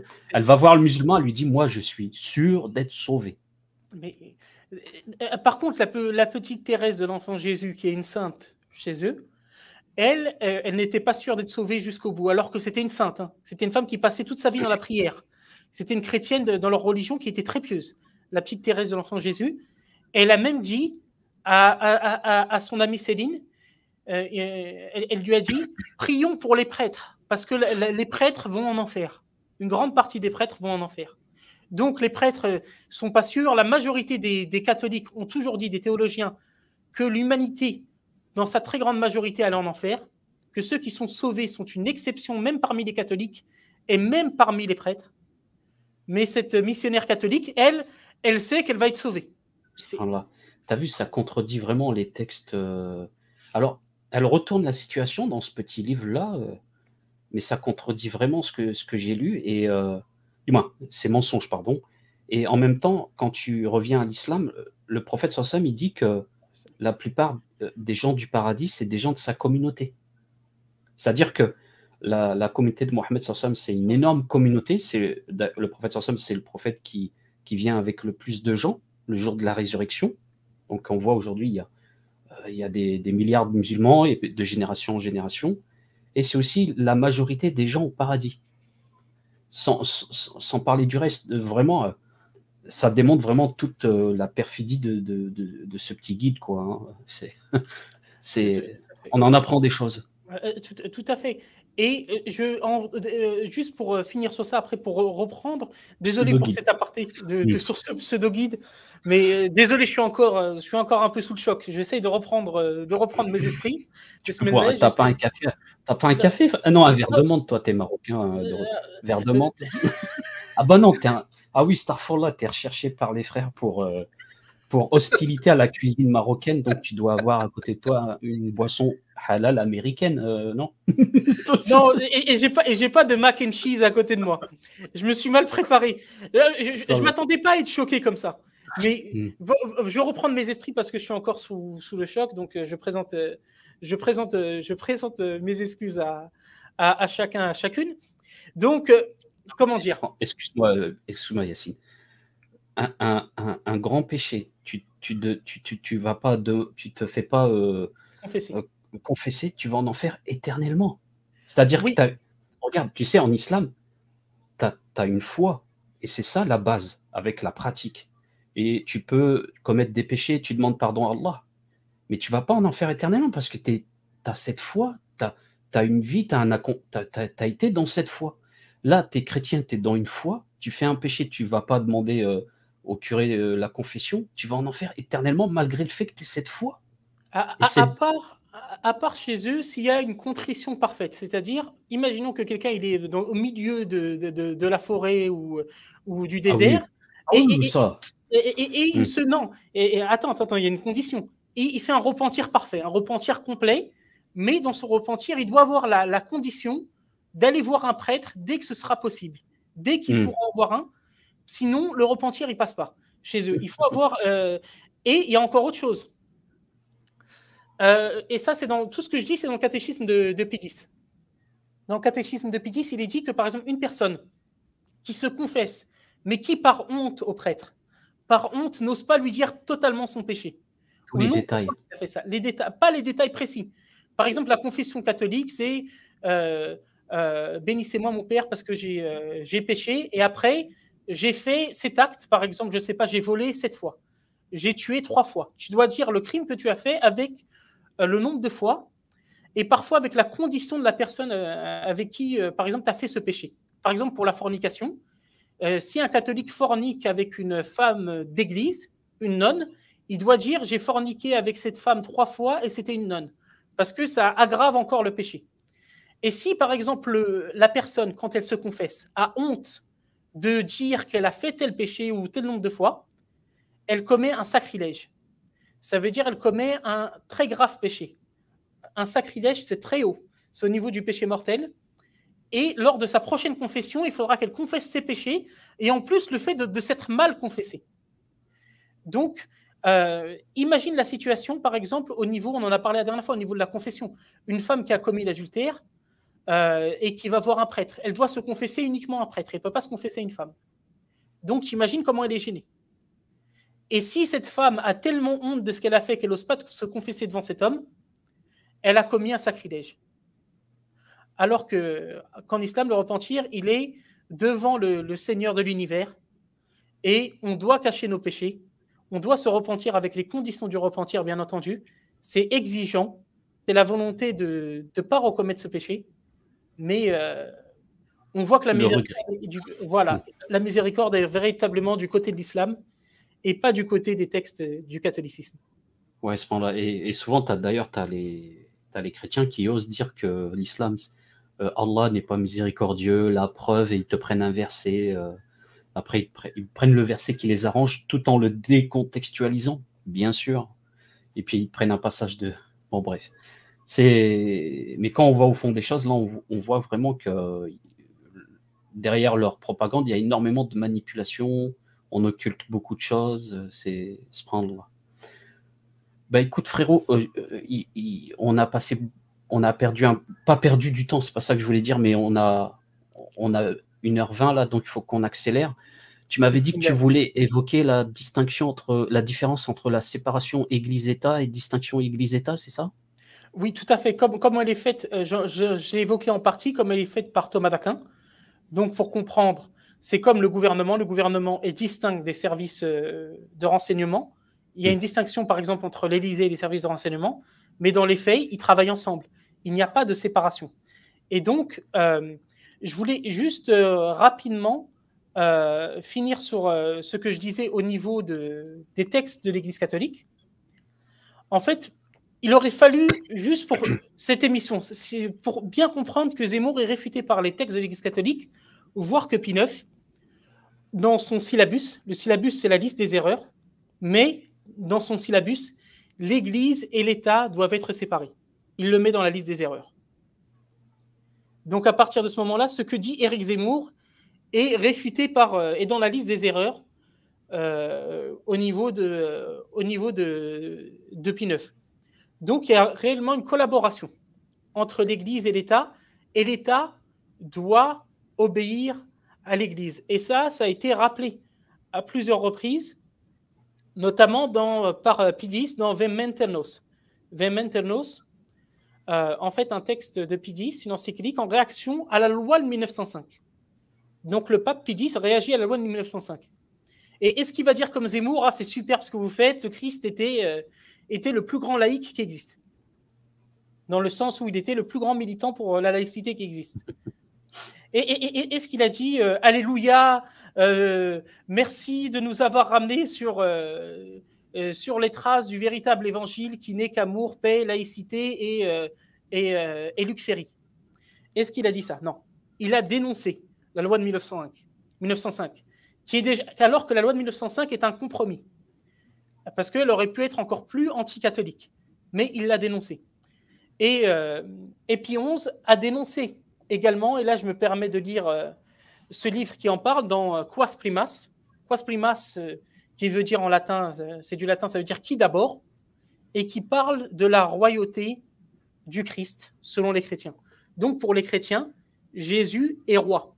Et je vais essayer de retrouver ce passage qui en parle. Je crois ne pas avoir bien noté le passage exact qui en parle. Ah si, c'est bon, j'ai retrouvé. Donc, il y a Quas Primas, mais avant Quas Primas, il y a encore une fois Pie IX, et je souhaiterais lire un texte de Pie IX dans Quanta Cura qui est une autre encyclique qui date de 1864. Et je lis à partir, c'est pas un livre d'apologétique musulman, c'est Monsieur Marcel Lefebvre, un très grand islamophobe qui a dit que les musulmans viendront un jour voler vos filles et les mettre dans des quartiers réservés. C'est le fondateur de la fraternité sacerdotale Saint-Pie X. Donc ça vient de chez eux. Et il cite la traduction donc, de Quanta Cura de Pie IX, où il est dit la chose suivante. Il vous est parfaitement connu, vénérable frère, qu'aujourd'hui, il ne manque pas d'hommes qui appliquent à la société civile l'impie et absurde principe du naturalisme, comme ils l'appellent. Ils osent enseigner que la perfection des gouvernements et le progrès civil exigent absolument que la société humaine soit constituée et gouvernée sans plus tenir compte de la religion que si elle n'existait pas, ou du moins sans faire aucune différence entre les différentes religions, entre la vraie religion et les fausses. De plus, contrairement à la doctrine de l'Écriture et de l'Église et des saints-pères, ils ne craignent pas d'affirmer que le meilleur gouvernement est celui où l'on ne connaît pas au pouvoir l'office de réprimer par la sanction des peines les violateurs de la religion catholique, si ce n'est lorsque la tranquillité publique le demande. Donc ce texte dit la chose suivante, il critique ceux qui disent que le meilleur gouvernement est celui qui ne se mêle pas de religion. Donc, réfutation d'Éric Zemmour, encore une fois. Il y a d'autres textes, je vais les citer rapidement parce que je sais qu'on a passé beaucoup de temps dessus. Mira Rivos, par exemple. Mira Rivos de Grégoire XVI, qui parle de l'indifférentisme religieux, de cette idée qu'on doit accorder la liberté religieuse à chacun comme d'une folie. Et il y a plein d'autres textes également qui ont condamné cela. Il y a aussi, donc là pour revenir à Pie XI, dans Quas Primas, le fait qu'il y a eu une fête qui a été établie, qui est le fait de la royauté du Christ roi, qui a été placée au niveau du calendrier liturgique ancien, encore en vigueur chez la Fraternité Saint-Pédis, il me semble à la fin du mois d'octobre. Pourquoi ? Parce qu'ils considéraient que cela symbolisait le commencement du règne du Christ. Et que donc le règne du Christ, c'est ici et maintenant, pour eux. Sauf que, lorsqu'il y a eu la réforme de Vatican II, ils ont changé, déplacé la fête du Christ roi à la fin de l'année, pour symboliser que Jésus, d'une certaine manière, indirectement, il est roi, mais plus tard, pas maintenant. Maintenant, celui qui est roi, c'est Zemmour, c'est Sarkozy, c'est Darmanin, c'est Manuel Valls, c'est François Hollande, mais ce n'est pas Jésus, selon eux. Donc, c'est indirect, mais c'est symbolique. Pourquoi sinon avoir déplacé la fête du Christ roi ? Et je vais conclure sur, en tout cas, cette partie de l'exposé sur un fait, c'est que les catholiques qui veulent être fidèles à la fois à Vatican II, qui va plus dans le sens de la laïcité, parce que Vatican II va dans le sens de la laïcité, on ne va pas se mentir. D'ailleurs, il y a un paradoxe. Éric Zemmour, le théologien de PMU, le théologien de Bistro, a dit la chose suivante, il a critiqué Vatican II. Il a dit Vatican II, c'est horrible, ça a détruit l'Église, etc. Sauf que le paradoxe, c'est que les idées d'Éric Zemmour se retrouvent dans Vatican II.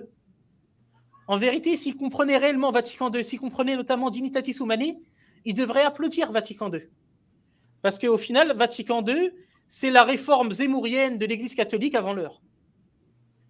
Puisque Vatican II, avec Dignitatis Humanae, déclare la liberté de croyance, à la fois d'exprimer sa religion, à la fois en privé et en public, ce qui est contraire à l'Église catholique.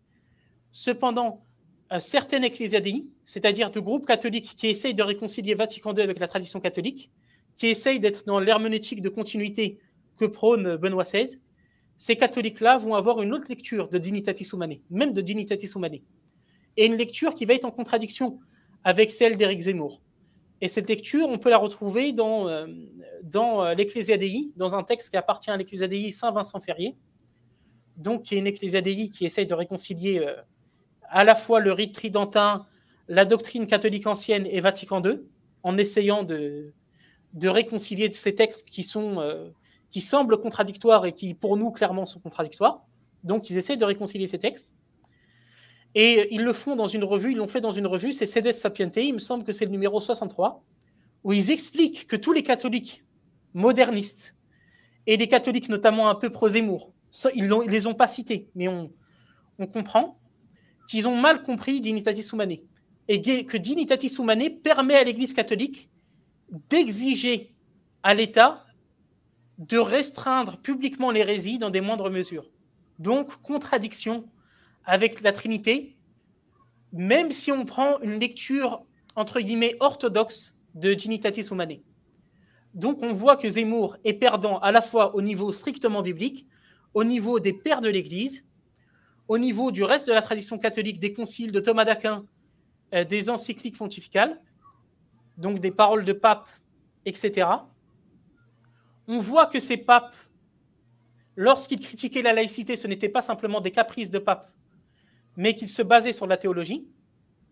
On voit que Zemmour a été réfuté par eux, et que Zemmour est potentiellement même réfuté par une lecture orthodoxe, en tout cas catholique conservatrice, une lecture ecclésiadéi de Dignitatis Humanae, qu'il est réfuté même par Dignitatis Humanae si on le lit à la lumière des textes de la tradition catholique.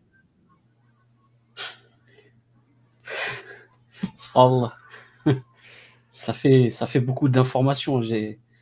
Il va falloir que les gens qui regardent cette vidéo prennent des notes. Hein. mais oui, hein, franchement, tu as tout dit, tu as tout résumé. Donc, on a. Si l'Église n'était pas. C'est-à-dire. N'avait pas de place au niveau du gouvernement, et là, je prends l'histoire de la France, on associe ça à l'histoire de la France. Si vraiment, comme le dit Zemmour, la laïcité n'était pas la non-laïcité n'est pas catholique. La non-laïcité était catholique, on n'aurait pas eu la nécessité de créer la laïcité. La laïcité a vu le jour par opposition à l'Église. Donc forcément, si cette laïcité a vu le jour, c'est qu'en face, il y avait une Église qui voulait intervenir dans les affaires de l'État. Absolument. Sauf que, bon, Éric Zemmour va te répondre, oui, mais les papes, c'était des tyrans ivres de pouvoir, et ils ne comprenaient pas vraiment ce qu'ils disaient, et ils écrivaient des encycliques entre 3 verres de vodka. C'est un peu ça le discours zémourien et des catholiques pro-Zemmour. C'est de ne pas prendre au sérieux ces gens-là. Ces gens-là, ce sont nos ennemis. Hein. Les gens que j'ai cités, ce sont les plus grands ennemis de l'islam. Thomas d'Aquin, que j'ai cité, insultait Nabi sallallahu alayhi wa sallam. Ouais. Donc, ce n'est pas des musulmans qui essayent d'islamiser le catholicisme ici. Mais pour Éric Zemmour, celui qui a ramené le véritable catholicisme, c'est... en fait, ce sont les siècles des Lumières. C'est le siècle des Lumières qui a ramené le vrai catholicisme. Vatican II, tout ça.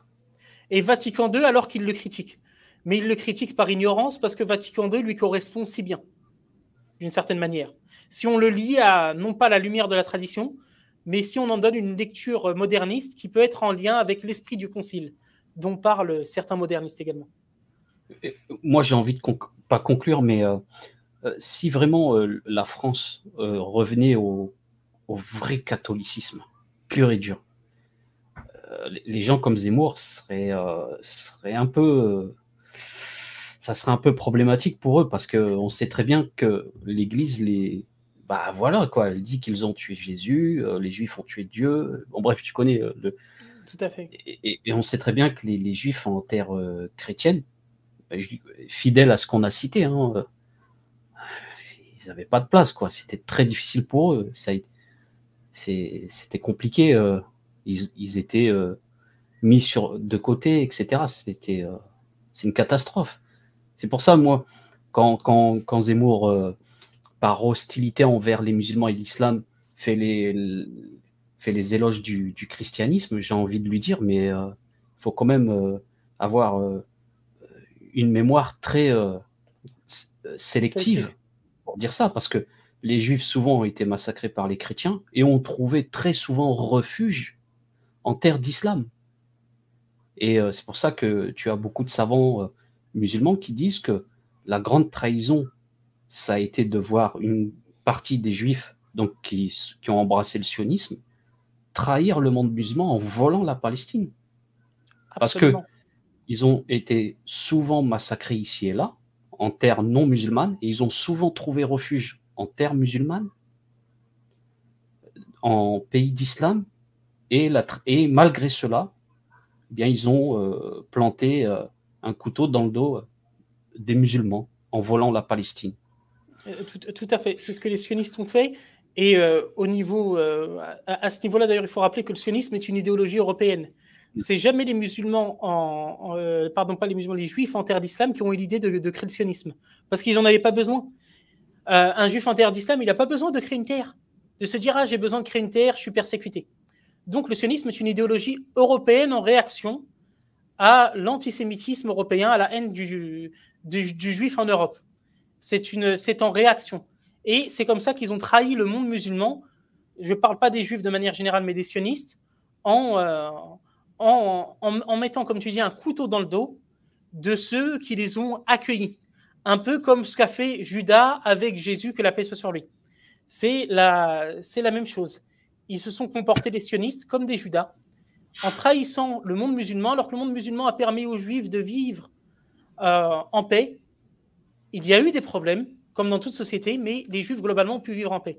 Après, juste si je me permets de nuancer un tout petit peu, au niveau strict, l'Église catholique a protégé les juifs à certaines époques. Et normalement, le statut du juif au sein de l'Église catholique, au sein d'un État catholique, ressemble à celui de dhimmi dans les textes. Sauf que ça a été très peu appliqué.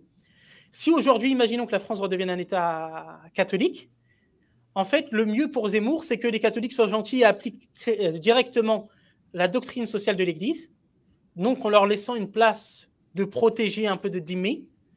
Mais par contre, Éric Zemmour, et ça je le dis clairement, finirait en prison avec toi et moi, dans un État catholique. Pourquoi ? Parce que nous, on finira en prison parce qu'on prêche l'islam, mais lui, il finira en prison parce qu'il prêche des doctrines qui sont à l'inverse du catholicisme et qui sont considérées comme des hérésies par les catholiques, comme sa doctrine du Christ apôtre de la laïcité. Il aurait été accusé de vouloir détrôner Jésus. Absolument. Titre du livre, ils l'ont découronné. Voilà, exactement, découronné. Vous êtes trahison Zemmour, vous êtes accusé de vouloir perpétuellement laisser Jésus découronner et empêcher son couronnement à nouveau. Ça aurait été ça. Hein. Bûcher direct, Yacine. Peut-être pas bûcher s'ils sont gentils. Je pense prison s'ils sont gentils, mais bûcher possiblement. Et c'est pas nous qui disons ça. Hein. Ça, c'est la doctrine catholique. Oui, on précise bien. Nous, on est des gens de paix. Alhamdoulilah. Subhanallah. Qu'est-ce que j'allais dire par rapport à... Je voulais dire un petit truc sur Zemmour, mais j'ai complètement oublié. Subhanallah, ça m'est sorti de la tête. Peut-être que tu as deux petits mots à dire avant. Peut-être ça va me revenir. Ça m'est sorti. Je parle en attendant que ça te revienne, mais honnêtement, ce que je veux dire pour conclure, c'est que en tant que musulman, c'est une insulte de dire que Jésus est un apôtre de la laïcité. Loin de là, Jésus est un messager d'Allah, un messager du Très-Haut. Et en tant que musulman, et pour toute personne logique, il ne peut pas avoir de séparation entre le moi qui suis musulman dans ma vie privée et moi qui ne suis pas vraiment musulman dans la vie publique ou qui cache, etc. Ça n'existe pas. Les gens ne sont pas schizophrènes. Ils ne peuvent pas se séparer en deux, ils ne peuvent pas se scinder en deux. Et être une version publique, une version privée, ça n'existe pas. Ça n'existe absolument pas. Et donc, ce que je veux dire, c'est que je demande à Éric Zemmour, à cette épave soviétique imbibée d'alcool, d'arrêter d'insulter Jésus-Christ. Arrêtez d'insulter Jésus-Christ. Et comme je demande aux mélenchonistes d'arrêter de dire que Jésus est un socialiste. Respectez Jésus-Christ, bon sang. C'est pas si difficile que ça. Et nous, musulmans, on sera là pour toujours gentiment, avec la parole, mais fermement, rappeler à l'ordre ces personnes-là qui manquent de respect au prophète Jésus, que la paix soit sur lui. Allez, ça te l'a mis. Moi, je voulais juste dire, on a encore un petit peu de temps, hein, que Zemmour, en plus de, disons, caresser les chrétiens un petit peu par hostilité envers l'islam, le nationalisme, c'est-à-dire il frappe à beaucoup de portes pour ses intérêts. C'est une personne qui évoque en même temps, parce qu'il frappe justement à plusieurs portes pour ses intérêts, comme je le disais, qui surfe sur l'islamophobie, le racisme, en évoquant justement la thèse du remplacement de la population, hein, du changement de population. Et je voulais juste rajouter cela en disant que c'est extrêmement paradoxal venant de la part d'un sioniste, parce que Zemmour est un sioniste, c'est quelqu'un qui a ouvertement dit que le peuple palestinien n'existe pas. Donc les paradoxes chez Zemmour, il n'y en a pas qu'un seul, il y en a beaucoup. Comment un sioniste peut défendre la France en parlant de changement de population, alors que lui-même, il est au service de la dépalestinisation, c'est-à-dire vraiment en termes de changement de population, il n'y a pas, la Palestine, c'est flagrant, quoi.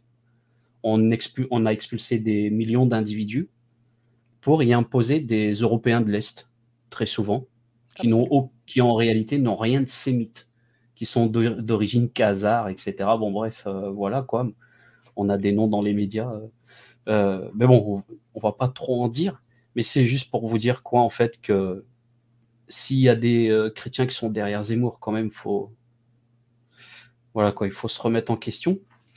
Et moi, je voulais terminer cette vidéo, Inch'Allah Ta'ala, avec un petit message en direction des chrétiens à la CNews, des chrétiens CNews. Après avoir écouté cette vidéo, si tu peux, Yacine, les mettre face à leurs responsabilités, à leurs paradoxes, et leur dire qu'au final, il serait bien pour eux d'embrasser, de reconnaître l'islam, quoi. Moi, Inch'Allah. Inch'Allah, je leur dirai en introduction, je leur poserai cette question. Qui êtes-vous? Est-ce que, avant même de venir à l'invitation à l'islam, qui êtes-vous? Est-ce que vous êtes des fils de l'Église? Ou est-ce que, comme votre ami, l'épave soviétique imbibé d'alcool Éric Zemmour, est-ce que vous êtes les fils de Staline? Première question. D'où tirez-vous votre pensée, votre idéologie? Est-ce que vous la tirez de l'Église ou est-ce que vous la tirez d'Éric Zemmour qui essaye de détruire même le christianisme, le catholicisme, indirectement dans l'intérieur, comme Vatican II l'a fait? Donc, ce sont des catholiques souvent conservateurs qui le suivent. Moi, c'est la question que je vous pose. De qui tirez-vous votre doctrine? Qui, pour vous, peut mieux juger l'Église? Est-ce que l'Église interdit, autorise? Est-ce que c'est Éric Zemmour ou est-ce que c'est Pidis? Regardez-vous clairement dans le miroir et posez-vous la question. Est-ce que je suis un enfant de Pidis ou un enfant de Staline et d'Éric Zemmour? Ça, c'est la première partie. Ensuite, si vous cherchez réellement à défendre les valeurs de la famille et à adorer Dieu, et je pense que beaucoup d'entre vous, je pense que vous êtes des gens sincères, et moi, je ne suis pas dans une opposition avec vous à vouloir dire « Ah, vous êtes des racistes » ou autre. Je pense que la plupart des gens qui votent pour Zemmour ne sont pas racistes, mais qu'il y a différents publics. Et il y a des gens qui connaissent très mal leur religion, notamment la religion catholique. Moi, ce que je leur dis, c'est la chose suivante. Que vous aimiez ou pas l'islam, l'islam est la seule religion à avoir résisté aux modernistes. Nous n'avons pas eu de Vatican II et on n'aura jamais de Vatican II. Ce qui a détruit la France, l'anthropologie française, et ça, on peut le voir dans le livre de Guillaume Cuchet, Comment notre monde a cessé d'être chrétien, c'est un mix de Vatican II, de la fin de l'enseignement des fins dernières, ça veut dire de rappel de la mort, rappel de l'enfer, et de la fin de la pratique obligatoire. L'islam conserve la pratique obligatoire, l'islam conserve l'enseignement des fins dernières, et l'islam ne baisse pas les yeux, les musulmans ne baissent pas les yeux face aux laïcards, gauchistes, soviétiques, soi-disant de droite, etc. Imbibé d'alcool. Imbibé d'alcool. L'islam ne baisse pas les yeux. Nous, les musulmans, on ne baisse pas les yeux face à ces gens-là. On représente véritablement le vrai conservatisme, celui qui se prosterne devant le Très-Haut et non pas celui qui se prosterne devant les autorités soviétiques et non pas celui qui se prosterne devant les ennemis du Christ. On garde cette dignité. Et donc, ce que vous cherchez dans le catholicisme, parce que beaucoup de gens qui suivent Zemmour sont paradoxalement amoureux de la messe tridentine, de la messe en latin. La révérence que vous voyez dans la messe en latin, vous l'avez puissance 1000 dans l'islam. Le prêtre auparavant, dans le rite tridentin, dans l'ancien missel, tourner son dos aux fidèles, donner son dos aux fidèles. Depuis le nouveau Ordus, nouveau Sordomicée, ce n'est plus le cas. En islam, c'est toujours le cas. L'imam, lorsqu'il prie, donne son dos aux fidèles et fait face à Dieu. Comme nous en tant que musulmans, nous tous. Et nous sommes unis dedans. Donc je vous invite, chers amis catholiques qui suivez ces news, je vous invite à rejoindre la religion du Très-Haut, la religion du Christ, que la paix soit sur lui, à rejoindre cette religion. Ainsi, vous aurez, si Dieu le veut, le paradis dans l'au-delà. Vous sauverez votre âme et possiblement, vous sauverez la France de l'invasion socialo-sionisto-maçonnique et du complot maçonnique contre votre pays. Si vous aimez vraiment Jésus, devenez musulman. Et si vous aimez vraiment la France, devenez musulman et sauvez la France. Voilà mon message aux catholiques pro-Zemmour. Subhanallah. Tu m'as... Il y a deux choses sur lesquelles je voulais revenir. La première,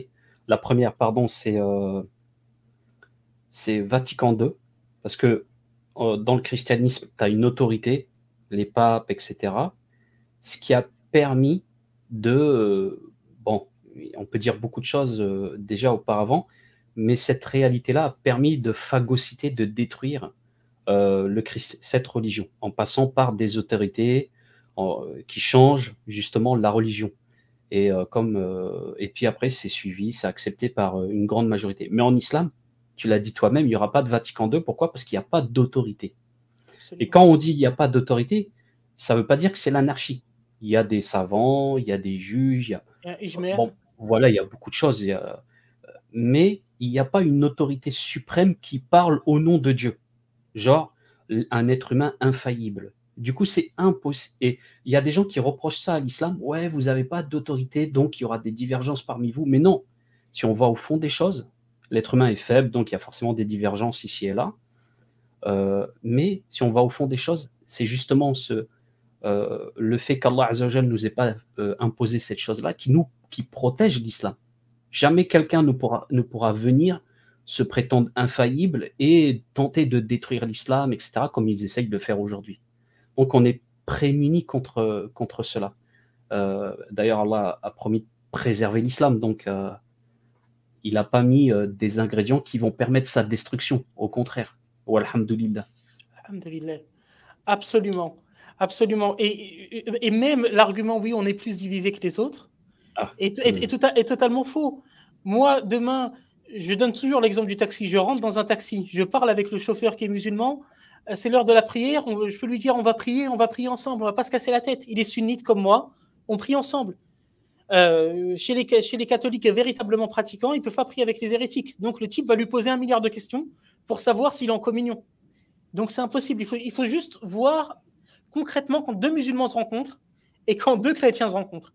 Et je peux assurer à chacun que quand 2 chrétiens se rencontrent, ils se posent 1 milliard de questions. Et avant de sympathiser et de se dire on est réellement en communion, il va falloir un certain temps.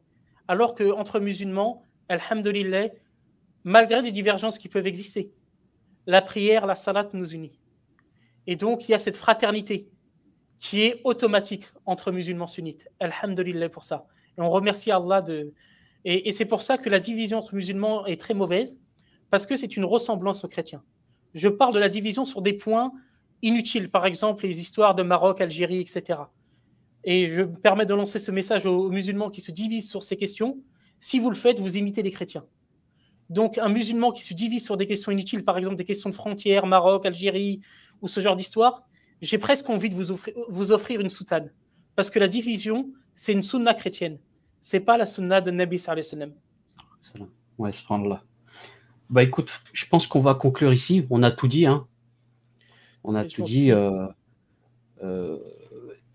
La vidéo, elle fait 1h48. Alors j'espère qu'on n'aura pas trop dérangé les gens, hein.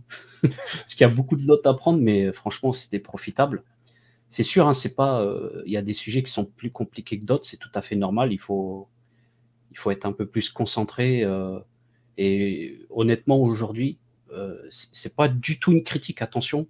Mais il y avait du contenu et je pense que les gens qui vont, comme je l'ai déjà dit tout à l'heure, il faudra prendre des notes, machallah. Et c'était trop profitable.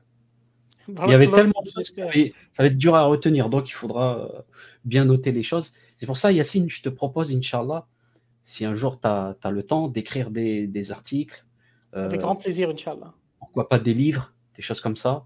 Euh, Petit à petit, l'oiseau fait son nid, hein, Inch'Allah. Hein. Inch'Allah, avec un très grand plaisir, je te remercie de me le proposer. Je me sens indigne de le faire parce que honnêtement, je vois des frères qui ont beaucoup plus de qualité, masha'Allah. J'espère juste à apporter ma pierre à l'édifice modestement et ça serait avec un très grand plaisir sur le sujet sur lequel je me suis spécialisé, comme vous l'avez pu le voir pour certains, le catholicisme. Je suis nul dans beaucoup de choses, dans beaucoup de points. Je suis beaucoup moins polyvalent que beaucoup d'autres frères. Mais alhamdoulilah, j'ai cette spécialisation et si je peux en faire profiter les frères et sœurs, ce serait vraiment, modestement, ce serait avec un très grand plaisir, Inch'Allah. Ben, on a tout ça, un côté nul, un côté bon, et c'est comme ça qu'on se Tout à complète. Hein. fait. C'est comme ça qu'on fait une Ummah. Les musulmans, c'est ça. Hein. Tu sais, le prophète sallam, il dit, il a fait ce geste-là, le, comme comment tu dis le bunyan, le Le point, bâtiment. le point, bâtiment, pardon. Ouais, comme la construction, les pierres comme ça, les pierres s'emboîtent les unes aux autres. Et tu as le frère, il est spécialiste dans ça, l'autre dans ça, dans ça. Puis après, c'est comme ça que les projets naissent. Hein. C'est à nous de Absolument. nous organiser. C'est pour ça, je dis à chaque fois, on va conclure, puis on repart à droite à gauche, mais on va finir avec ça, Inch'Allah, pour ne pas oublier, puisque les projets s'emboîtent les uns les autres. N'hésitez pas à soutenir le frère et le numéro vert.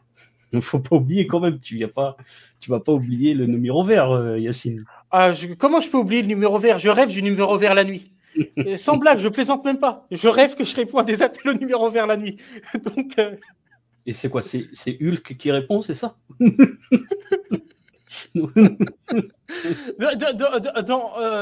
dans mes rêves, j'ai des débats théologiques au sein du numéro vert avec des chrétiens traditionnalistes. Donc, c'est pour vous dire le niveau. Je redonne le numéro vert pour ceux qui veulent appeler, les non-musulmans et les musulmans qui ont des doutes sur l'islam. Donc, c'est le 0805 11 96 57, 0805 11 96 57.